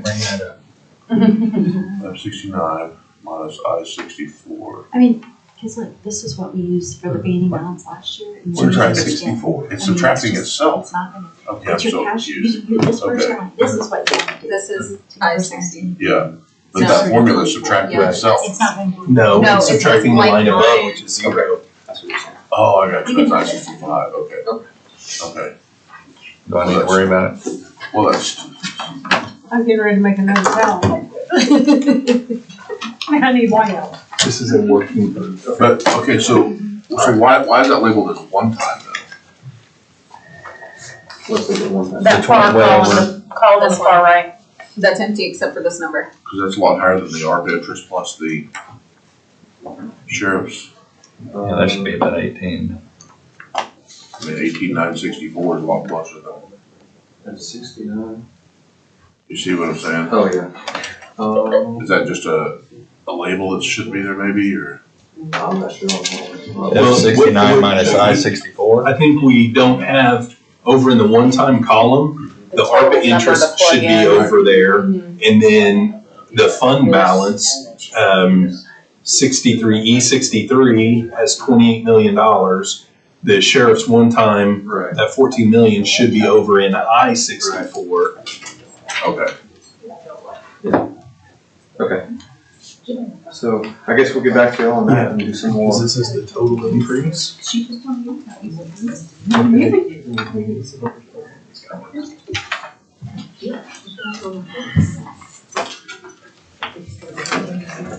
Okay. Yeah, we'll have to get back to y'all on that and we'll add that addition to the bottom of that, this tab for the sheriff's stuff as well. John, this meeting may contribute to higher medical costs. I don't It know. already is. We ought to like telehealth Lucy Lane in while we do this. I'm losing my blood pressure. Yeah. Hey, it's a good thing we got a good county pharmacy to provide I don't know medication. what papers I have, I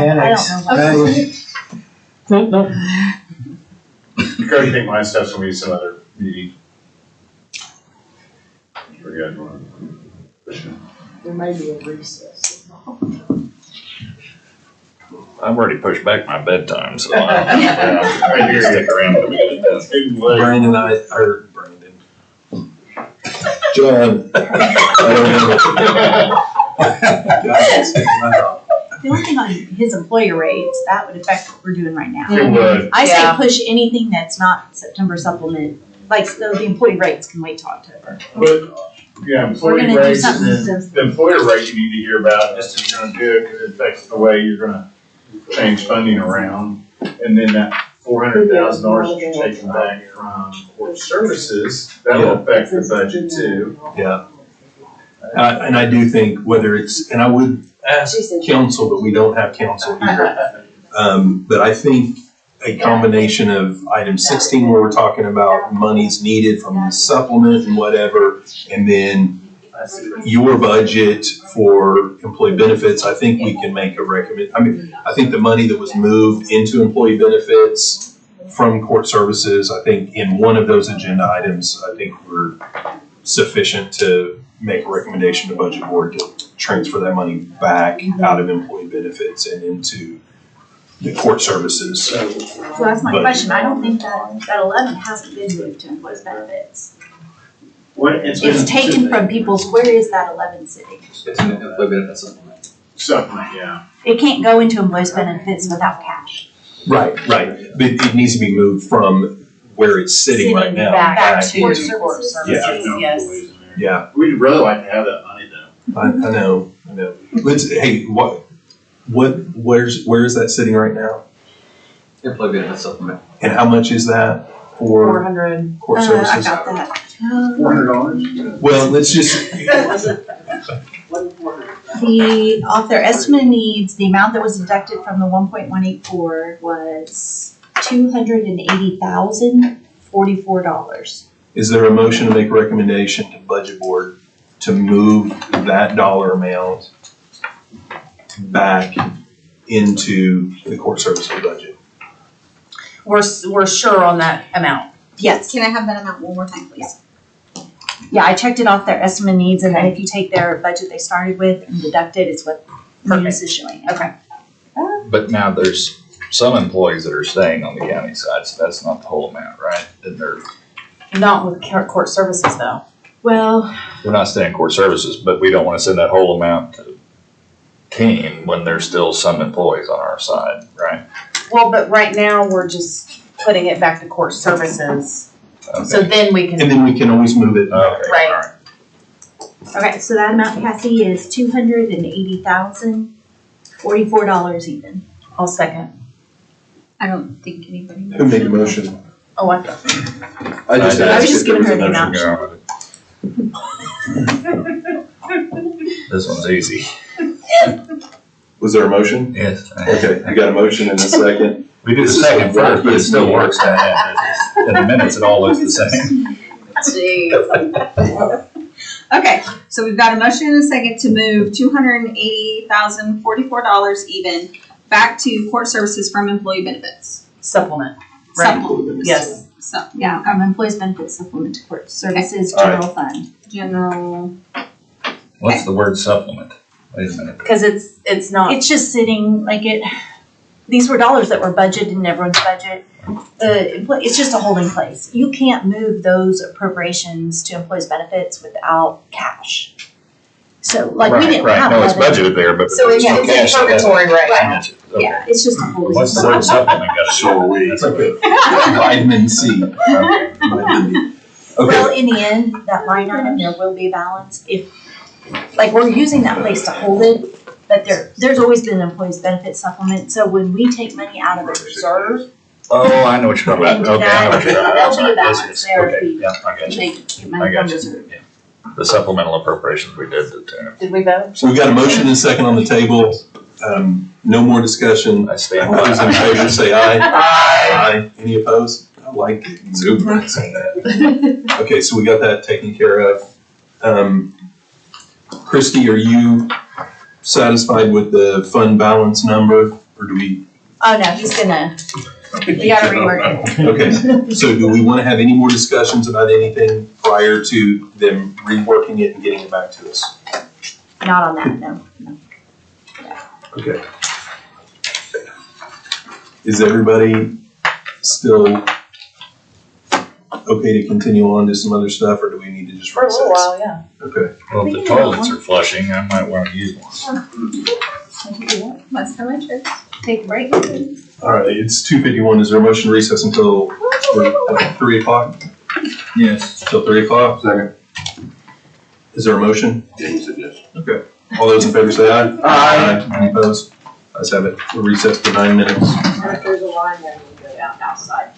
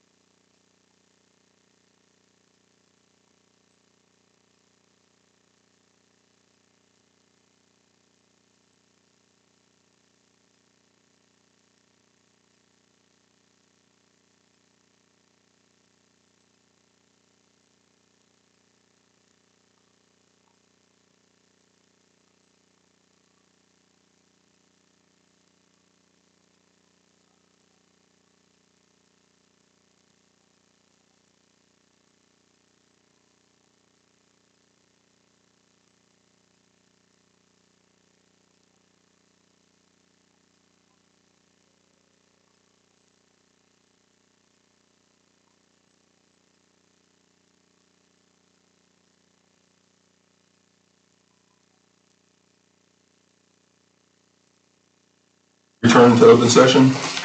So moved. Second. Your motion is second. All those in favor say aye. Aye. Any opposed? Ayes have it.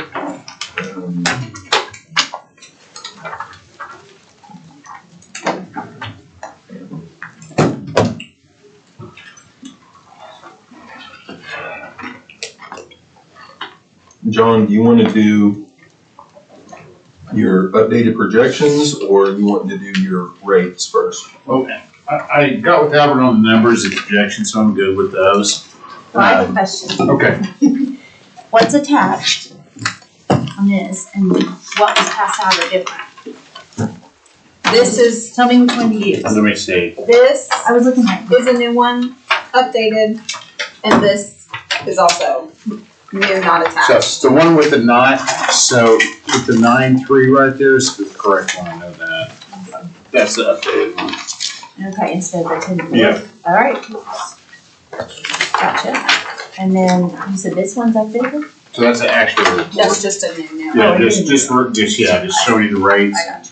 Okay, so on item 5, Item 5, number 1. the employee benefits projection, we got a new document. So let's get a motion to receive. We're not doing that anymore, are we?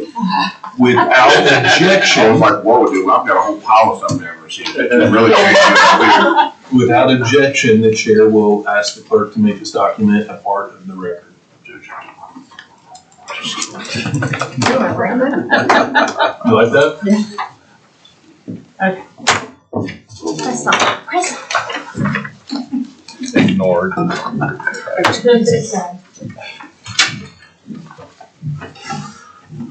Okay. Any discussion on item 5? Well, hold on, yes.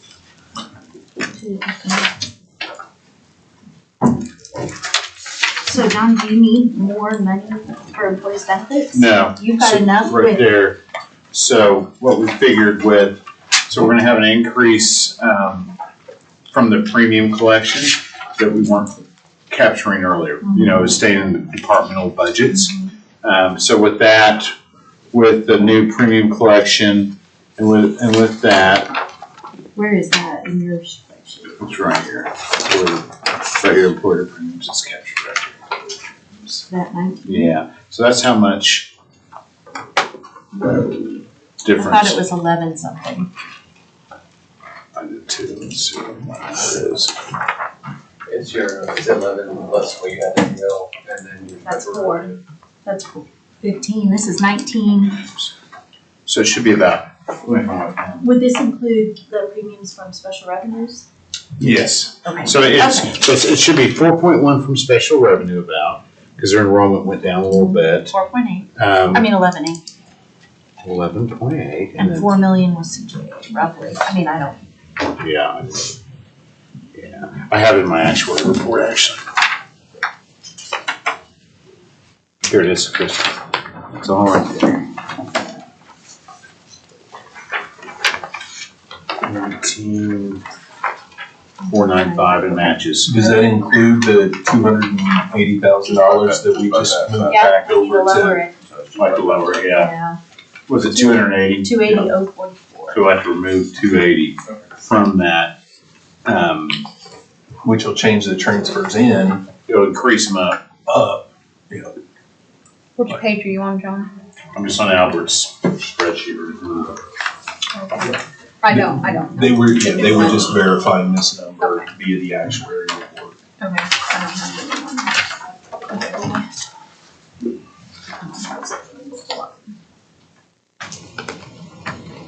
So this 19,495 number is correct. No. But we're gonna have to change Yes. it based on the vote today. Yeah. Yeah, because we'll reduce it by the 2 something. Right. Okay. So that's going to increase that transfer.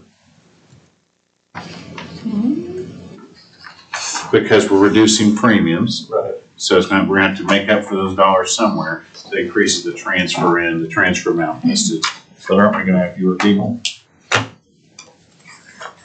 But we're not, when we're looking at this, we're not looking necessarily at that, we're just looking at the overall cost. Cost, yeah. It's gonna be. So Albert, can you make that adjustment on here? Okay. Where do you have the 7.3?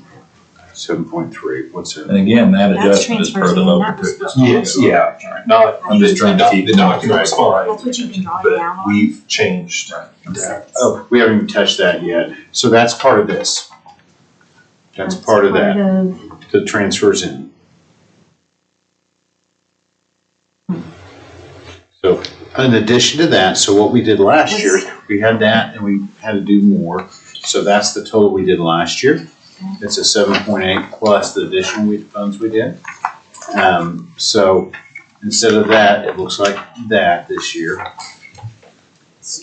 But where's, that's what we did last year, but we only have done, this should only be showing. When I get prepared, We've only I went and funded printed big 7.3. copies. So the transfer amount, just that yearly transfer we do into employee benefits. The only thing we've done monthly transfers, Christie, is for that portion of the employer premium. You know, we've done 2 months of that. So we've been, no, when you've been doing 2.5, we've been taking it out of here for now. Yeah, 7.3. The 7.3, so Okay. your 2.5 has been coming out. But what I wanna see is where is the 7.3 on your projection?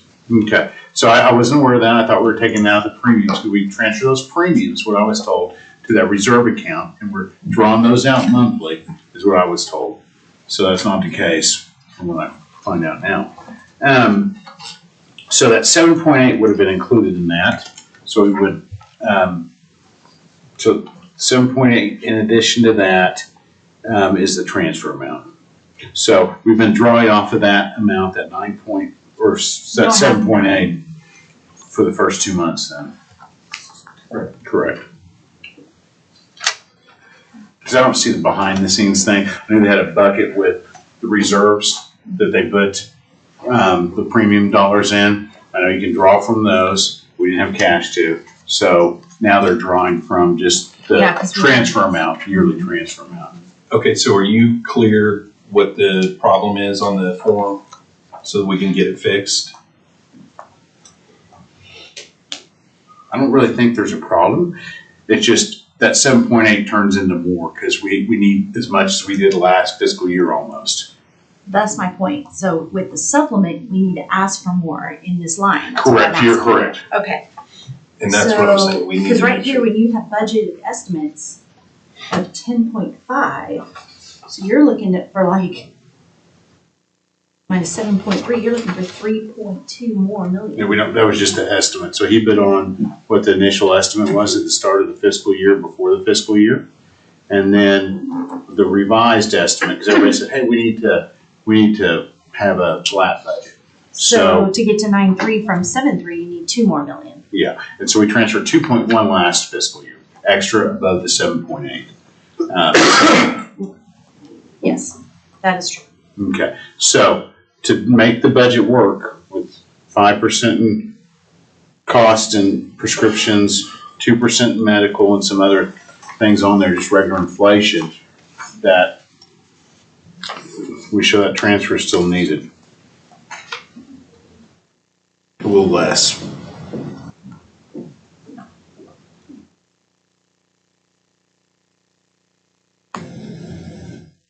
But it shows an ending balance of $1 million, Albert does, with that, so we could reduce some of that.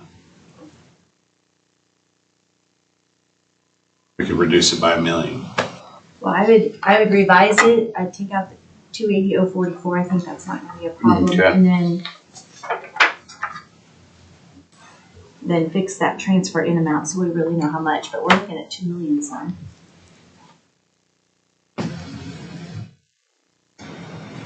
We could go flat budget, but then, you know, if we mirror our costs from last year, we're gonna need, Well, that's what I was hoping the 11.4 capturing all that fringe would help, but you're telling me it's all up in here. yeah, but then they left $1 million ending balance, if you see that. Mm-hmm. So we could put a 0 ending balance, and that'd be 1.1 versus the 2.1. We'll just have to talk about it when we Yeah. get to that point. So I don't know why we need an ending balance. I think it's okay, it's just.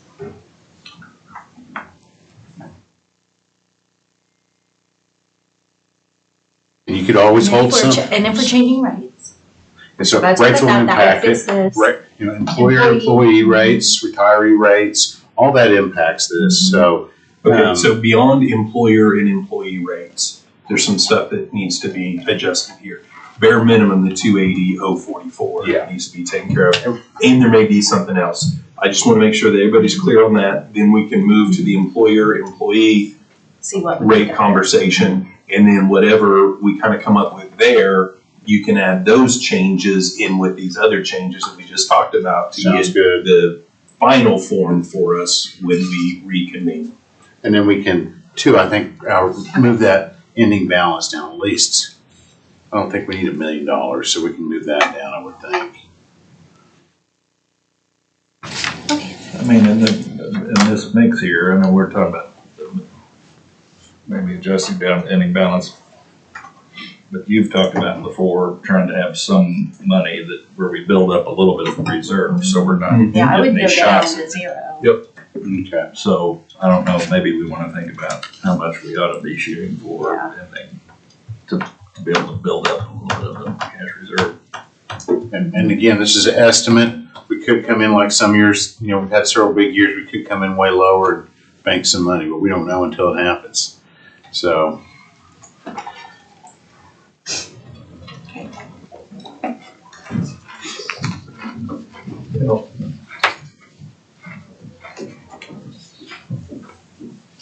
We have, since we're talking about this piece, I'll just kind of give a primer on some of the other discussions that's been had, and we're talking about balances and all of that. On our current pharmacy program, if you guys are aware, you can, you know, our employees that are on benefits, those and the folks that are on the plan can get maintenance prescriptions at our county pharmacy for 0 copay, right? And it's just kind of a cash thing on buying the drugs and, you know, and all of that on the back end. And that the pharmacy was set up so that we could provide medications to the indigent. Well, some statutes have changed, so it's looking like November 1, we're not going to be able to offer that anymore. There's conversations with the pharmacists and folks that are out there doing that. John's been involved with it. I've been involved some. Policy and governance was kind of brought to speed today. There's still some information that we want to get to verify some stuff, but if we keep the pharmacy instead of closing it, but keeping it as an employee only. When I say employee only, I mean those that are on the plan. You know, you have to be on our insurance plan. But expand the offering from just the general maintenance generic drugs that we currently have and make it more of a retail type thing. So when you go to CVS or Walgreens or whatever, we do it kind of the same way they do it, but just do it internally. We're looking at projections, but it looks like we could potentially not only cover the cost of covering the pharmacist and everybody that's involved there, but potentially make some income coming in that could help bolster our employee benefit account. So, you know, we've had issues with some of, you know, prescriptions that are expensive and all of that. If we're making the revenue off of some of that stuff and being able to flow that money in, it may be able to help shore up our employee benefits account over the long run. We're still kind of in early conversations about it, trying to figure out exactly what those numbers might look like, but it looks promising. Mm-hmm. So what would that mean to the supplement? I don't Like, do we need to I don't use think it it would. when we- I don't think it would mean anything to the supplement if we just left everything where it is, because right now the pharmacy is budgeted through social services through that department right now. And now what we may want to do, if we're going to go that route and allocate money for county pharmacy, we may want to move those funds from social services into employee benefits and actually pay for that through employee benefits, not the employee benefits general fund, but the the 2010 account. And, but there's money already there for that for this year. Now, we may need to increase that a little bit if we're gonna expand the medications that are available, have, some of that. But the conversation earlier today was kind of run that out through the end of this fiscal year, have, 6-7 months of track record kind of as a test balloon to see how that works and if we are able to see some savings and some benefit there. So since it's already funded, we already have the money there. We're not having to come up with additional funds necessarily to. We have the software, we have the people, we have the place. Yeah, that's the thing. The pharmacist that we have now, she used to work at a tribal pharmacy, and they were kind of doing the same thing we were doing with their employees. And she was like, why aren't you billing that through your insurance? Because you could make money through it. And they're like, well, you just didn't think about that. So not only does she know that this is available, she implemented that there, ran it through, and they've been doing that. And we already have the software. We have all the stuff. We have somebody that's done this before and worked as a retail pharmacist. So really the stars are kind of aligned for us to be able, it'd be really expensive and really difficult to spin this up, from nothing, but we already have it there. And just to be able to kind of take a pause, try this out and see if it'll work. And we may be able to, the reason why I brought this up was you talked about, I wanted to kind of build a balance in there. This may be a way to build a balance. We don't know for sure yet, but all of those prescriptions that we're getting filled elsewhere, I think it's around 800-ish. They're being filled at the county pharmacy right now. Some of those are filled. I think we're about 5,000 to 6,000 prescriptions outside of the county pharmacy. So that's per month. Yeah. So that's a lot. A lot of times some prescriptions have a click charge that we don't see $17 on just one behind the scenes. It just goes to the profitability of another retail pharmacy. If we kept that in-house, we could benefit our employees by doing no copays, kind of like what we do on our 100%, program for some of our surgeries and that kind of stuff. But we're able to make the money on the back end to be able to offset, some of our expenses. I think it's kind of exciting. When is this gonna happen? When is it gonna happen? Well, policy and governance is wanting to have a little bit more conversations, right? John's going to get them an estimate of what the pharmacist, the techs, and that kind of stuff, the budget, what that's going to be. We're still waiting on some projections from from Affirm RX. That's the other thing from talking to John. Our pharmacy plan that we have with the company that's doing all that, a lot of companies wouldn't let employers do this. Yeah, so they do. Yeah, they've done this before. Yeah. So they already know how to do this. They have people on their plan. Some hospitals already do this. So they already know how it's done. So they're running the projections, and then they're able, as we move forward month to month, to be able to provide us with reporting to show what our savings are versus, what the cost would have been if we would have gone traditional retail versus, the filling, through our pharmacy.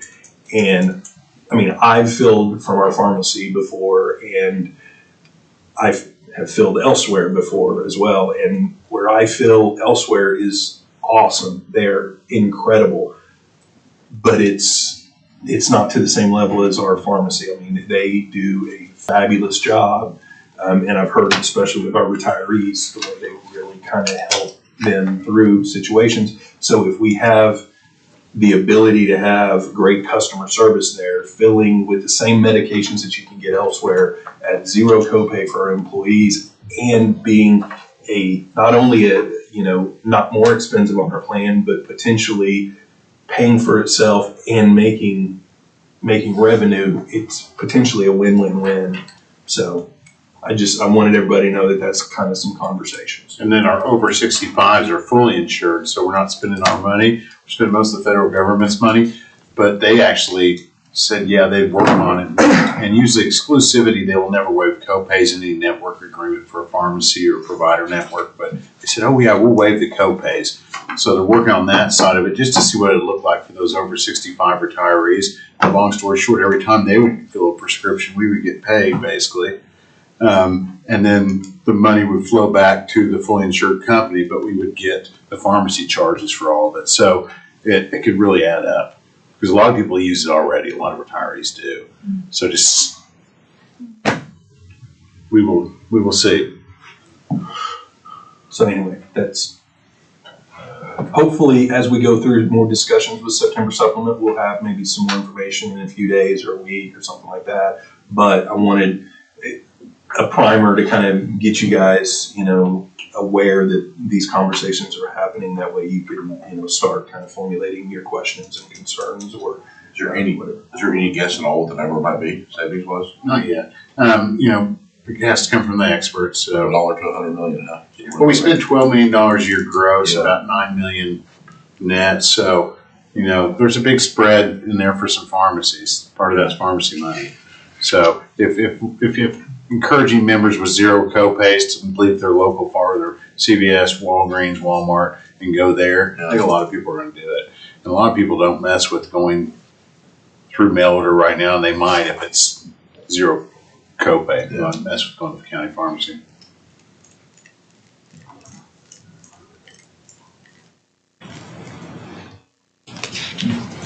I mean, we've been asking others to think outside the box on things, and this is. I like that.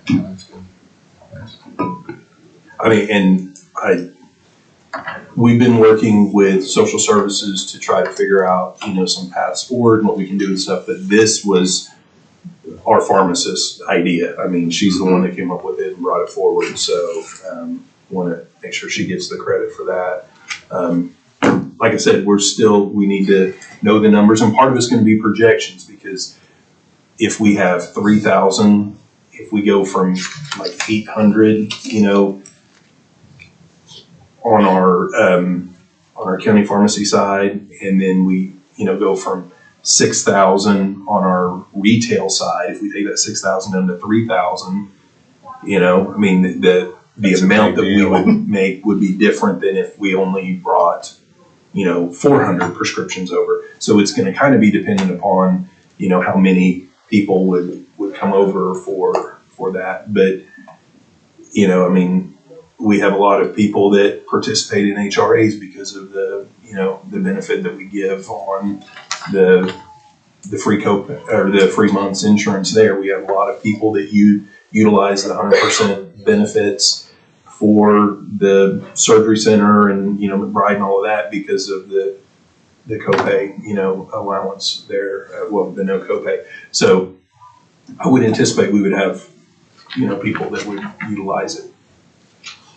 Do they have free suckers when you get you go get something? I would hope so. Only when you I would get hope shot. so. Okay. We get a shot, Only when yeah. you sticker shot. Okay. They have free suckers right now. Okay, so we'll move on and talk about rates, and then whatever, if we have anything that comes out of our rate discussions, those could be, those decisions could adjust to the documents attached on item 5. Now, I tried to encapsulate everything for even the future discussions on this. Well, we're on 5. Do we want to finish self-insurance and workers' comp? Okay, yeah, we can do that. I guess my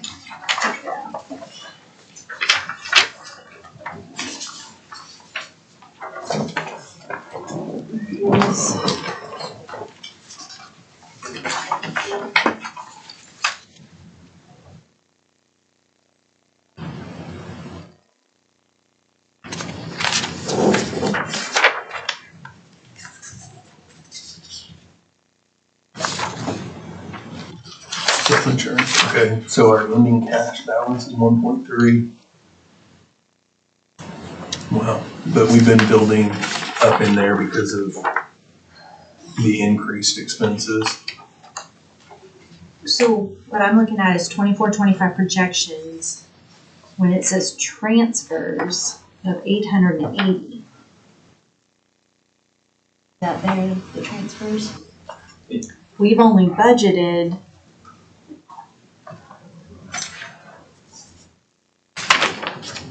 $430. So what we're looking at,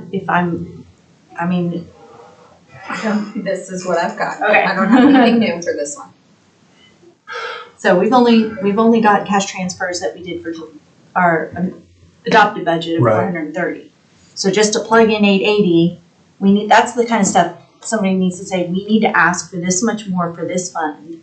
Right, During where supplement. did that? Or do we? Where did Right. that 880 come from? Well, I think it was picked up That was from, picked up from the original, From the estimate of needs? original estimate of needs, yes. So, yeah, so to, but then if you're at 1.3, do we need 880? right.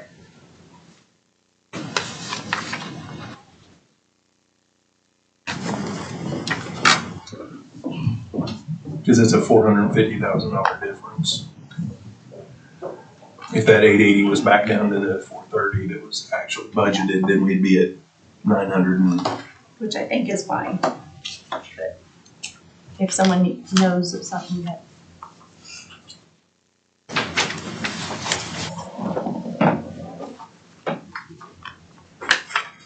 what did we spend last year in there?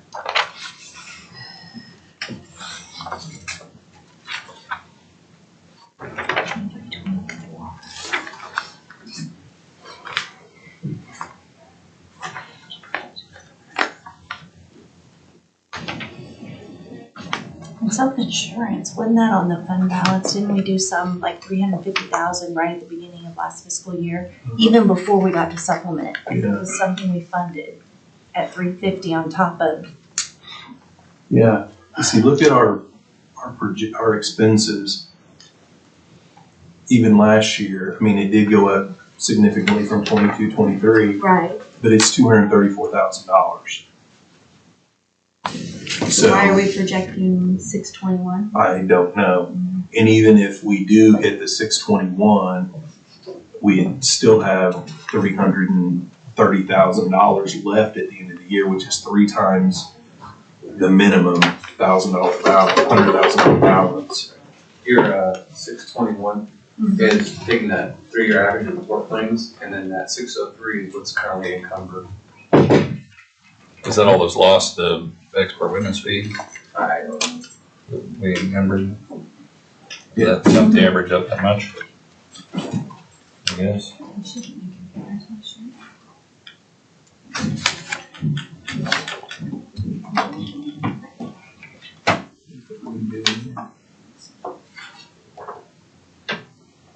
Well, but you said you took 3-year averages, but the 3-year averages is gonna be, it's gonna be $100,000 for a 3-year average. Well, the 3-year average is just on the tort claims. Okay, then it's Based on- less than that. It's at 603 that's. But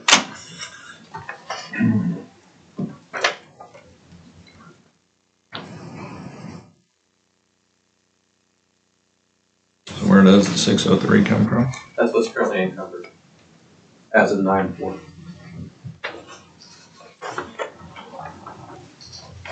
Well, if that's what's encumbered, I bet there's more that's gonna get added to that, I would think.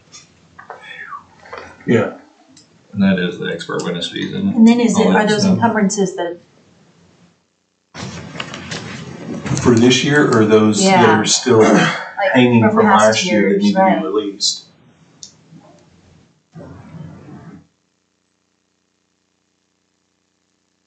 Because if we encumbered something last year, we'd be on a contract for expert witnesses. If we had that encumbered, but then we have to renew for this year, for this fiscal year, and we encumber, have we released the other encumbrance?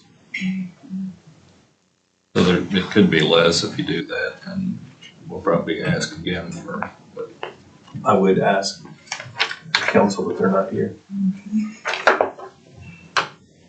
be noted for the record. They're That really, objection. they're really dangerous letting us go out on our own. That would be an increase.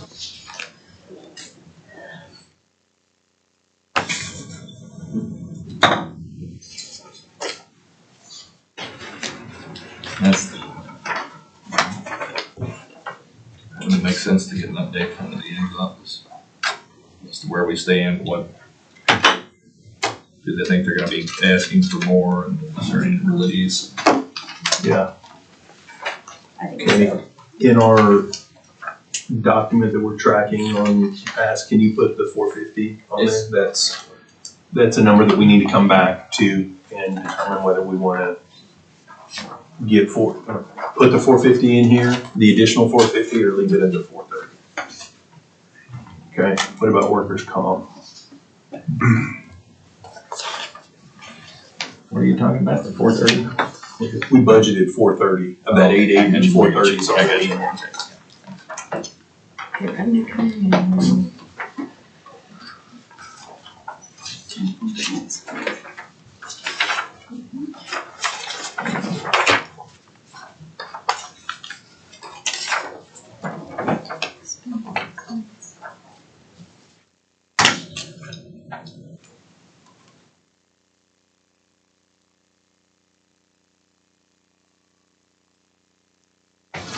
Now, the 715 general fund transfers is what we have.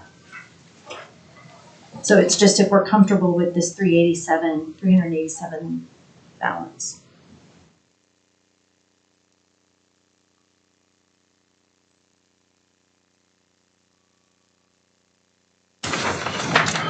Past years, it's like lower, high, lower, high.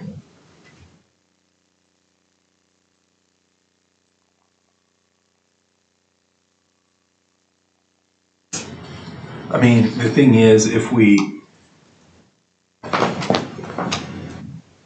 I think we're fine there with the 387. I mean, because that's assuming we're going to have $739,000 of expenses this year, which is way higher than last. higher than every other year. And not only is it higher, it's anticipating ending with a cash balance of almost $400,000. I mean, That, under the claims number, that 469, that comes from the actuary report that, from the workers' comp. okay.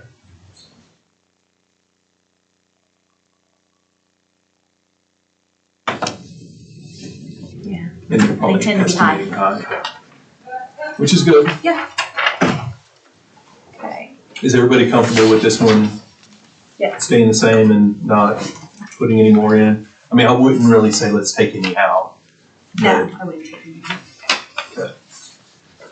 All right. So we're done with item 5. Let's go to item number 8, discussion possible action regarding 2025 actuary report. Is this the same as what was attached? Yeah. Okay. Yeah, no, No. that's just my overview. The actual report's attached. So I just summarized it in this overview real quick. Okay, highlight. Without objection, the chair will ask the clerk's office to make this part of the record. You have a copy of it. So just to remind you, on the first page, just kind of what they use to calculate the funding, 3 years of data. They apply national trends, and then they project it out more and apply an additional trend. 10-year average now, medical, we've been at 7.7, prescription at 7%. Just the plan performance. Next page.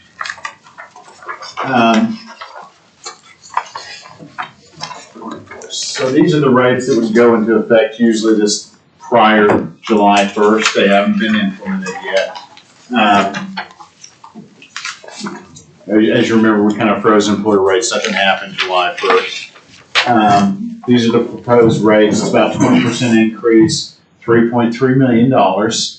And that's for the ones that haven't been implemented yet. If you flip forward, these are the ones that would go into effect 25, 26. So they're still far away. 25, 26 are, but that's another, even higher rate, 4.6 million. Next page. So here's our current frozen employer premiums. General fund makes up about 57%. The jail makes up 20.3%. Special revenues make up 22.7%. All those combined, yeah, that's a 19. Last year we had 18.3. So about $1.1 million extra in here from how you all redid the premiums, how we're collecting those premiums. Hey, John, Yeah. just as clarification, your total estimated there is 19,495, 358.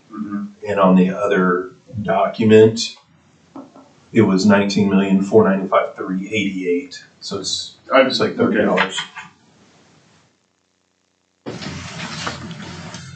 We'll get that updated. 220, 221, whatever.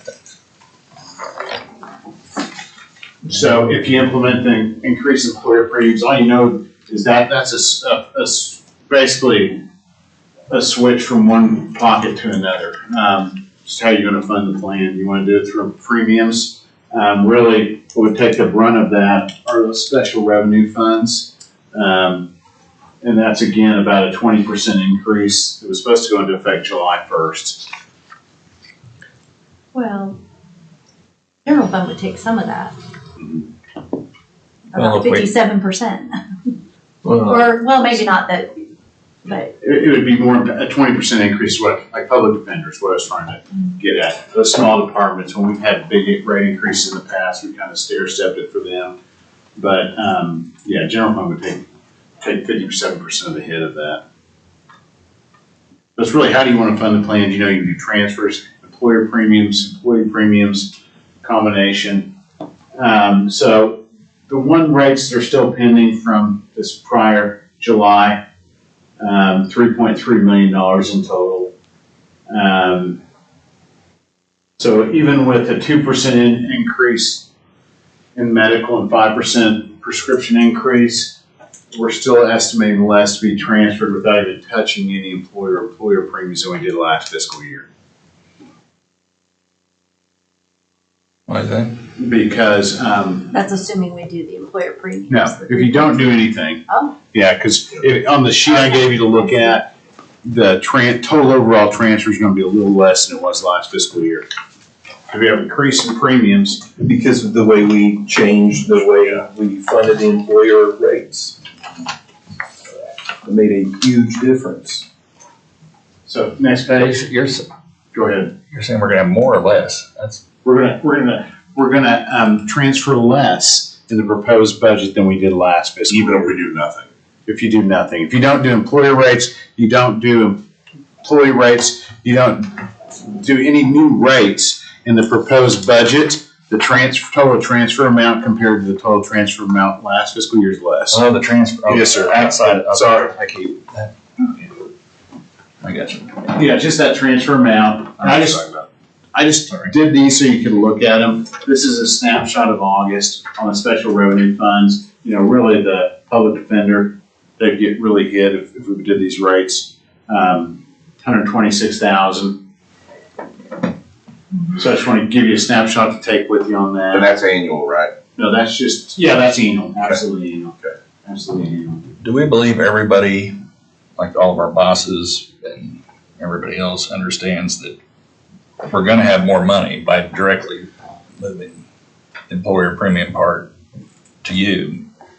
But that is not the magic salve that means we won't have more claims than we have money still. I mean, It can always happen. I mean, that's, I just, Right.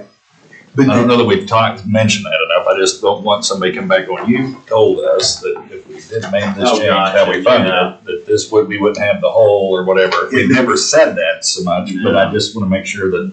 And when I presented it to budget board, I said, right now, we're kind of fighting this from a two-prong attack. We're Right. guessing what our expenses are gonna be, and we're kind of guessing what our premiums coming in are gonna be.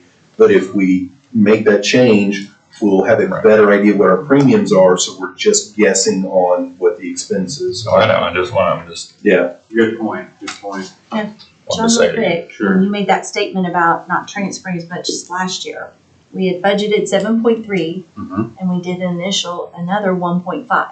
So we transferred 9.4. On the proposed budget, we transferred 9.3. So less than. He means not necessarily what was budgeted, but what we actually get. What we actually Right, but I thought we actually transferred, 9.4 last year. After we passed the hat and all that stuff. Oh, past the hat, that's what I'm missing. Okay, I was doing the 7.3 plus 1.5 right out of reserve and then, okay. Yeah, Okay. that's, that we just, yeah, So it's basically within 100,000. we're very close. And guess what? We could come in $1 million less. Or $1 million more, but can you do the next page? And so that was the employer side of it. Employee side, just to remind you, we've been very, very good to our employees over the years. Just the employee premium history, since 2017. If you look at that, it's gone up and then just stayed stagnant for the last 5 years. So we've really frozen employee rates for the last 5 years. These are flip-flops, so forgive me. Yeah. Forgive me on that. The newest rates, 2025, it'd be single would go to $244 or $70 per month difference. Family would go from $374 to $573, which would be $164 per month difference. And then you look down here, 6 months of those premiums would bring in $1 million. So, because those would go into effect January and go through the end of June. Now the proposed 2024, I went in and put them up there because those weren't implemented. Those were an increase of single by $39 and family by $93 a month. And those 2024 premiums would bring in $485,000 over 6 months of this fiscal year. I'm guessing that would die for lack of a second. What would the re-rates? Yeah. Well, we That's got why separate I'm agenda not- items for the rates themselves, but yeah. So those are the rates. If you'll flip the next page, that's it. You tricked us. Okay, All right, that was item 8. that was our. Now 9, discussion, possible action regarding proposed 24 and 25 employee and retirees. So as in the past, I have split them out into different percentages if you wanted to look at percentages. So I split the different. I would like to talk kind of like the official on this one, seeing as how we just got the information Okay. before I vote, but. And he's gone for it. Well, one thing I'd like to say on the employee rates, I know it's come up at least at some point.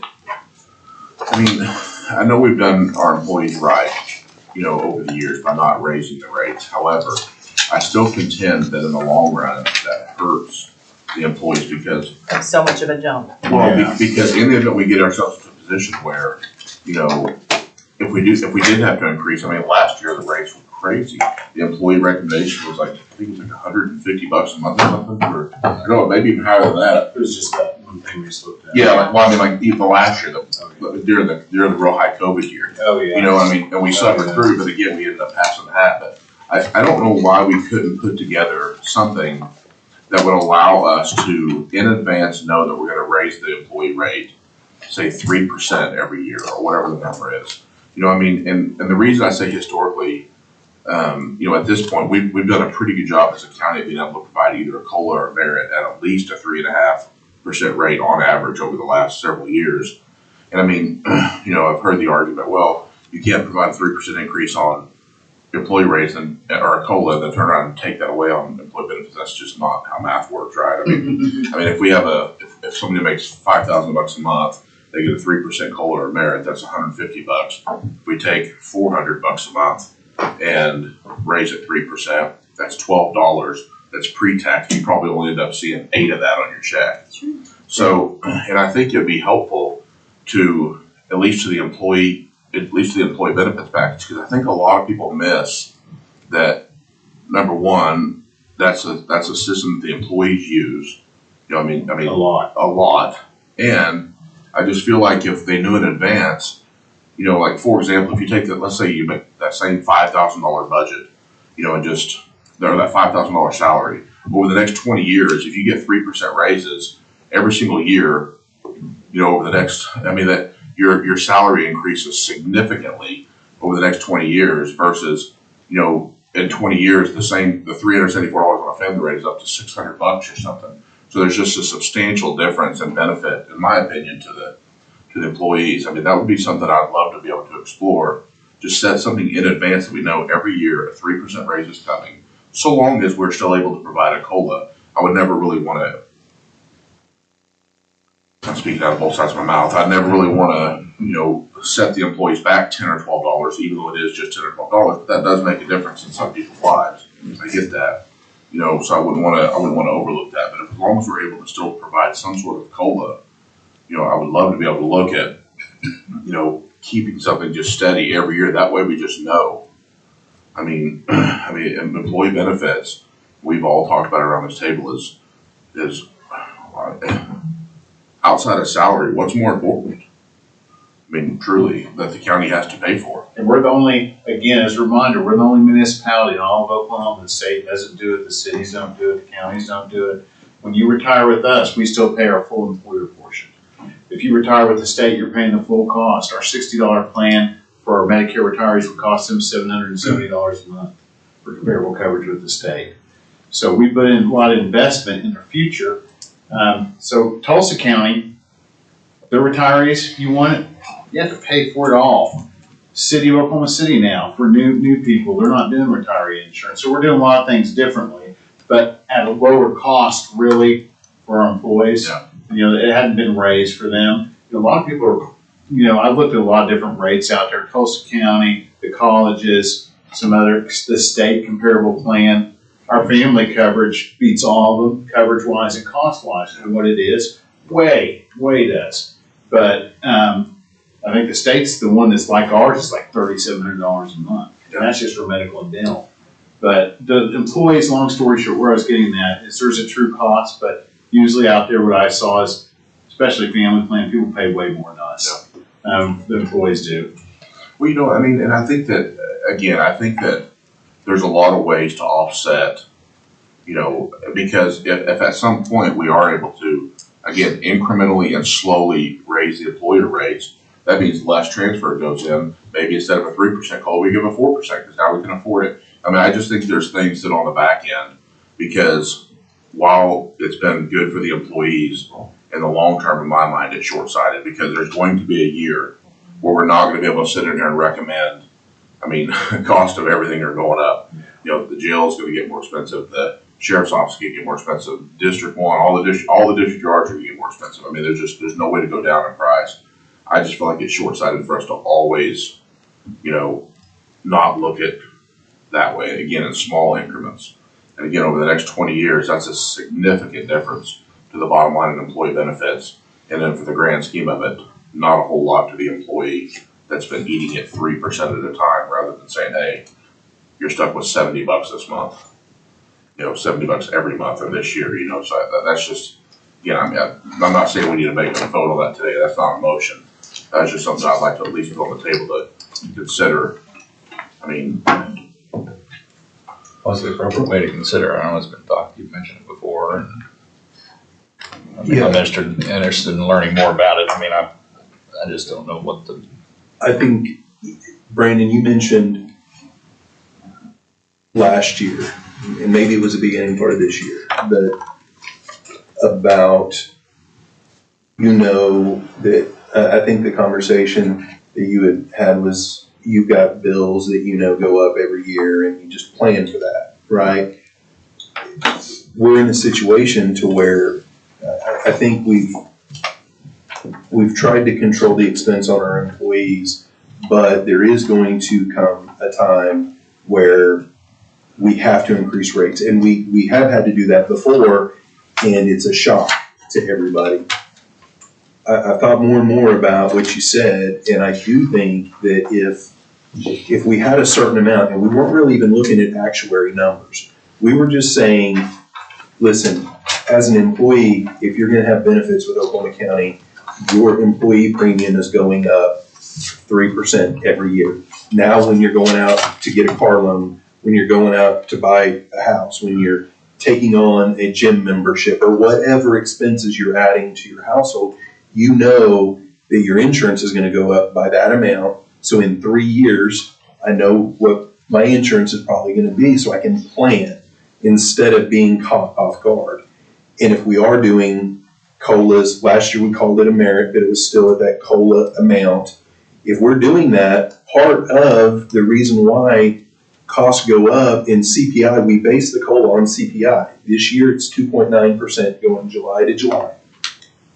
Part of that reason why you have a 3% increase in cost of living for CPI is because of medical costs as well, right? So if we're giving a COLA based on CPI, part of that is because of the added expense on you for health insurance. The math that you mentioned, the 3% on your salary way outweighs the 3% on the increase to the plan. So if we make it, you know, whether it's just deciding on a 3% or you decide that it's going to be whatever CPI is, and we do the COLA or the merit, however we classify it, but we make that available to departments to give to employees every year to offset that. And for our budgeting purposes, for special revenue and general fund, we could make the same guesstimation or say that we're going to increase the employer premiums by the CPI every single year. And then some years we're going to have great savings and we don't necessarily need it, but we still put in that same amount of money. And then we have a balance in the account. And then the years where we do an employer premium increase of 3%, but the plan grows at 6% that year because costs are higher. The year before, when you were putting 3% in and we actually had a savings on the plan, helps cover some of those added expenses. So I do think that what Brandon was saying, if we are giving the ability to have income adjustments, I'm not saying pay raises, because a COLA, or if we call it merit, but it's at the CPI, that's not a pay raise, right? I mean, even if we call it a merit increase, you're giving your employees the same spending power for next year that they had the previous year. So if we're tying those together, then we are still taking care of the employees, but we're also taking care of the employer benefit account to make sure that we're all good. Everybody has an expectation. They know what their responsibility is going to be, and we get ourselves into a situation where we're limiting the risk of having to tell employees, hey, sorry, next year your premiums are going up. What was one of those, $164 a month? We're not in that situation. Yeah, that's really what it boils down to. I mean, you know, these actuaries, I mean, they're smart folks. I mean, John somehow has been able to beat the odds. I mean, I don't know if you gamble, but if you don't, you should. But I mean, at some point, I mean, you know, like for example, the recommendation this year is 2025 is $199 increase. I mean, there's a reason that Vegas casinos are skyscrapers, because the house eventually beats you. I mean, I think that, you know, that's probably a dismal way to look at life, but I mean, plan for the worst and double it. And I think we've got a legitimate way to do that in small increments that are barely noticeable. Mm-hmm. And that, again, in 20 years, when we're all sitting here still, you know, it's well, and I thinking, wow, there's a $7 million cushion in employees. How did that happen? It's interesting you mentioned the house meeting, because when I was talking to John the other day about the pharmacy thing, I use that analogy. I mean, we beat the house, or we become the house on that side, you know, to be able to help fund this. But what is, to Brandon's earlier suggestion, what is the appropriate way to think about it? I mean, Continue these discussions when we meet again. Yes, I agree. Yes, please. And I gave you some small options on there too to choose from, that maybe if you want to go with 3%, you could recommend it to the board and say, hey, the 3%.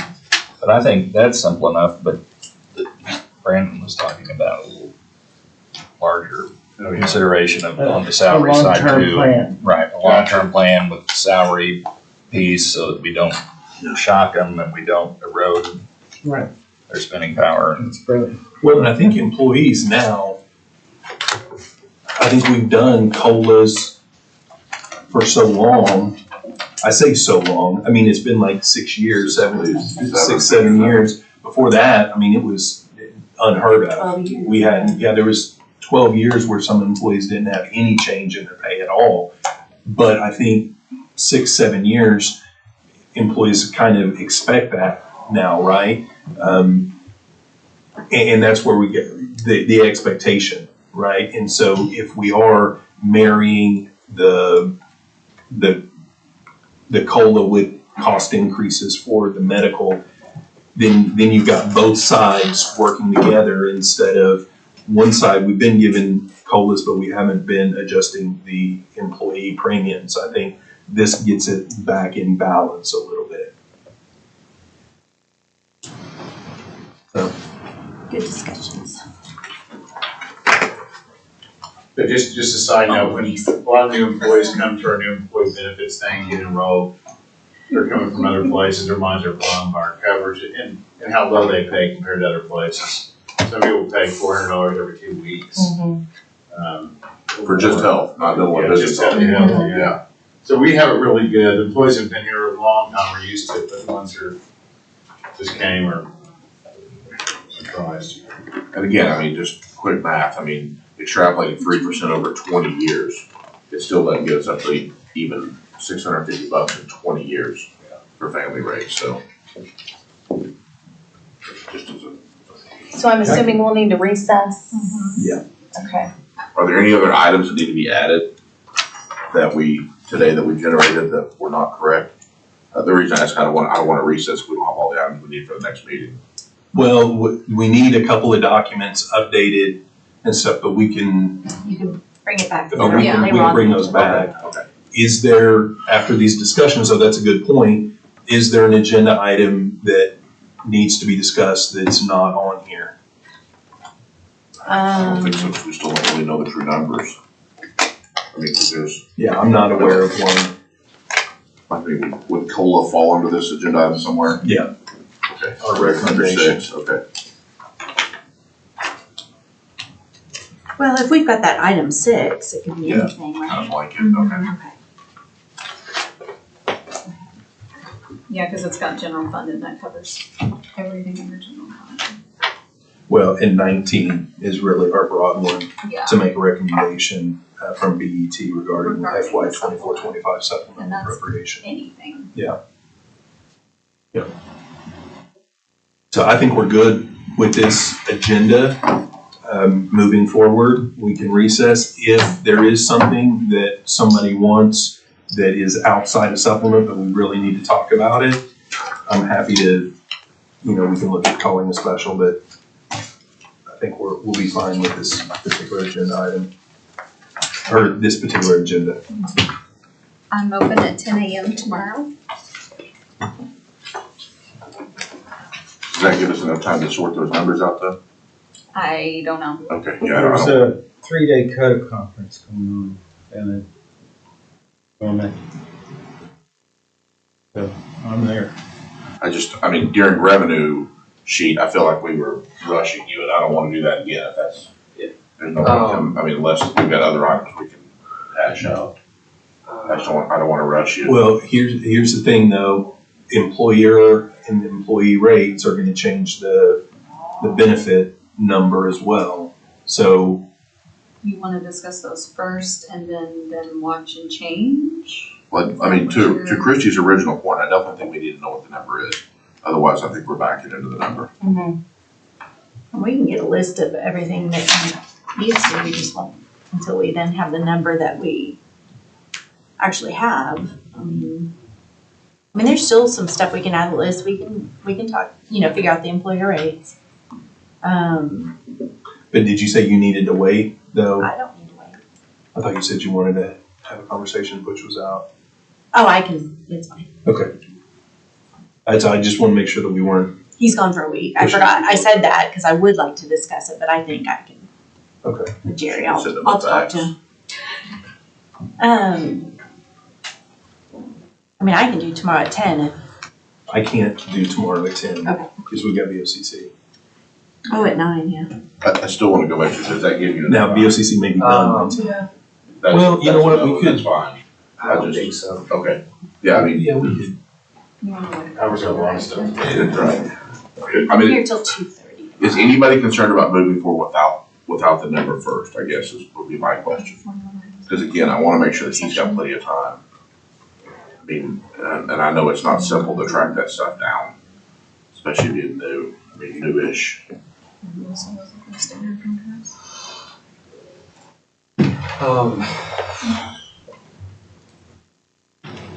I'd say Friday at the latest, but I could do Thursday. I'm actually out Thursday. I'm in class all day. I'm out CPA Thursday. class. So, What about, are you in Friday? I would prefer to get back together this week sometime, whether it's tomorrow or Friday. Friday morning? Friday morning, I can make it work. works for me. Can you make Friday morning work? We'll give it a shot. But yes. Yeah, I can. 10? Earlier? I said 9. Nine.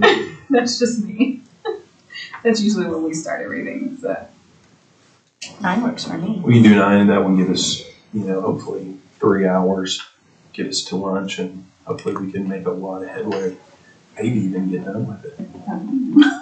9 a.m. Friday. Look at me being out there. Wow. 9 a.m. Friday, September You 13th. misspelled unrealistic.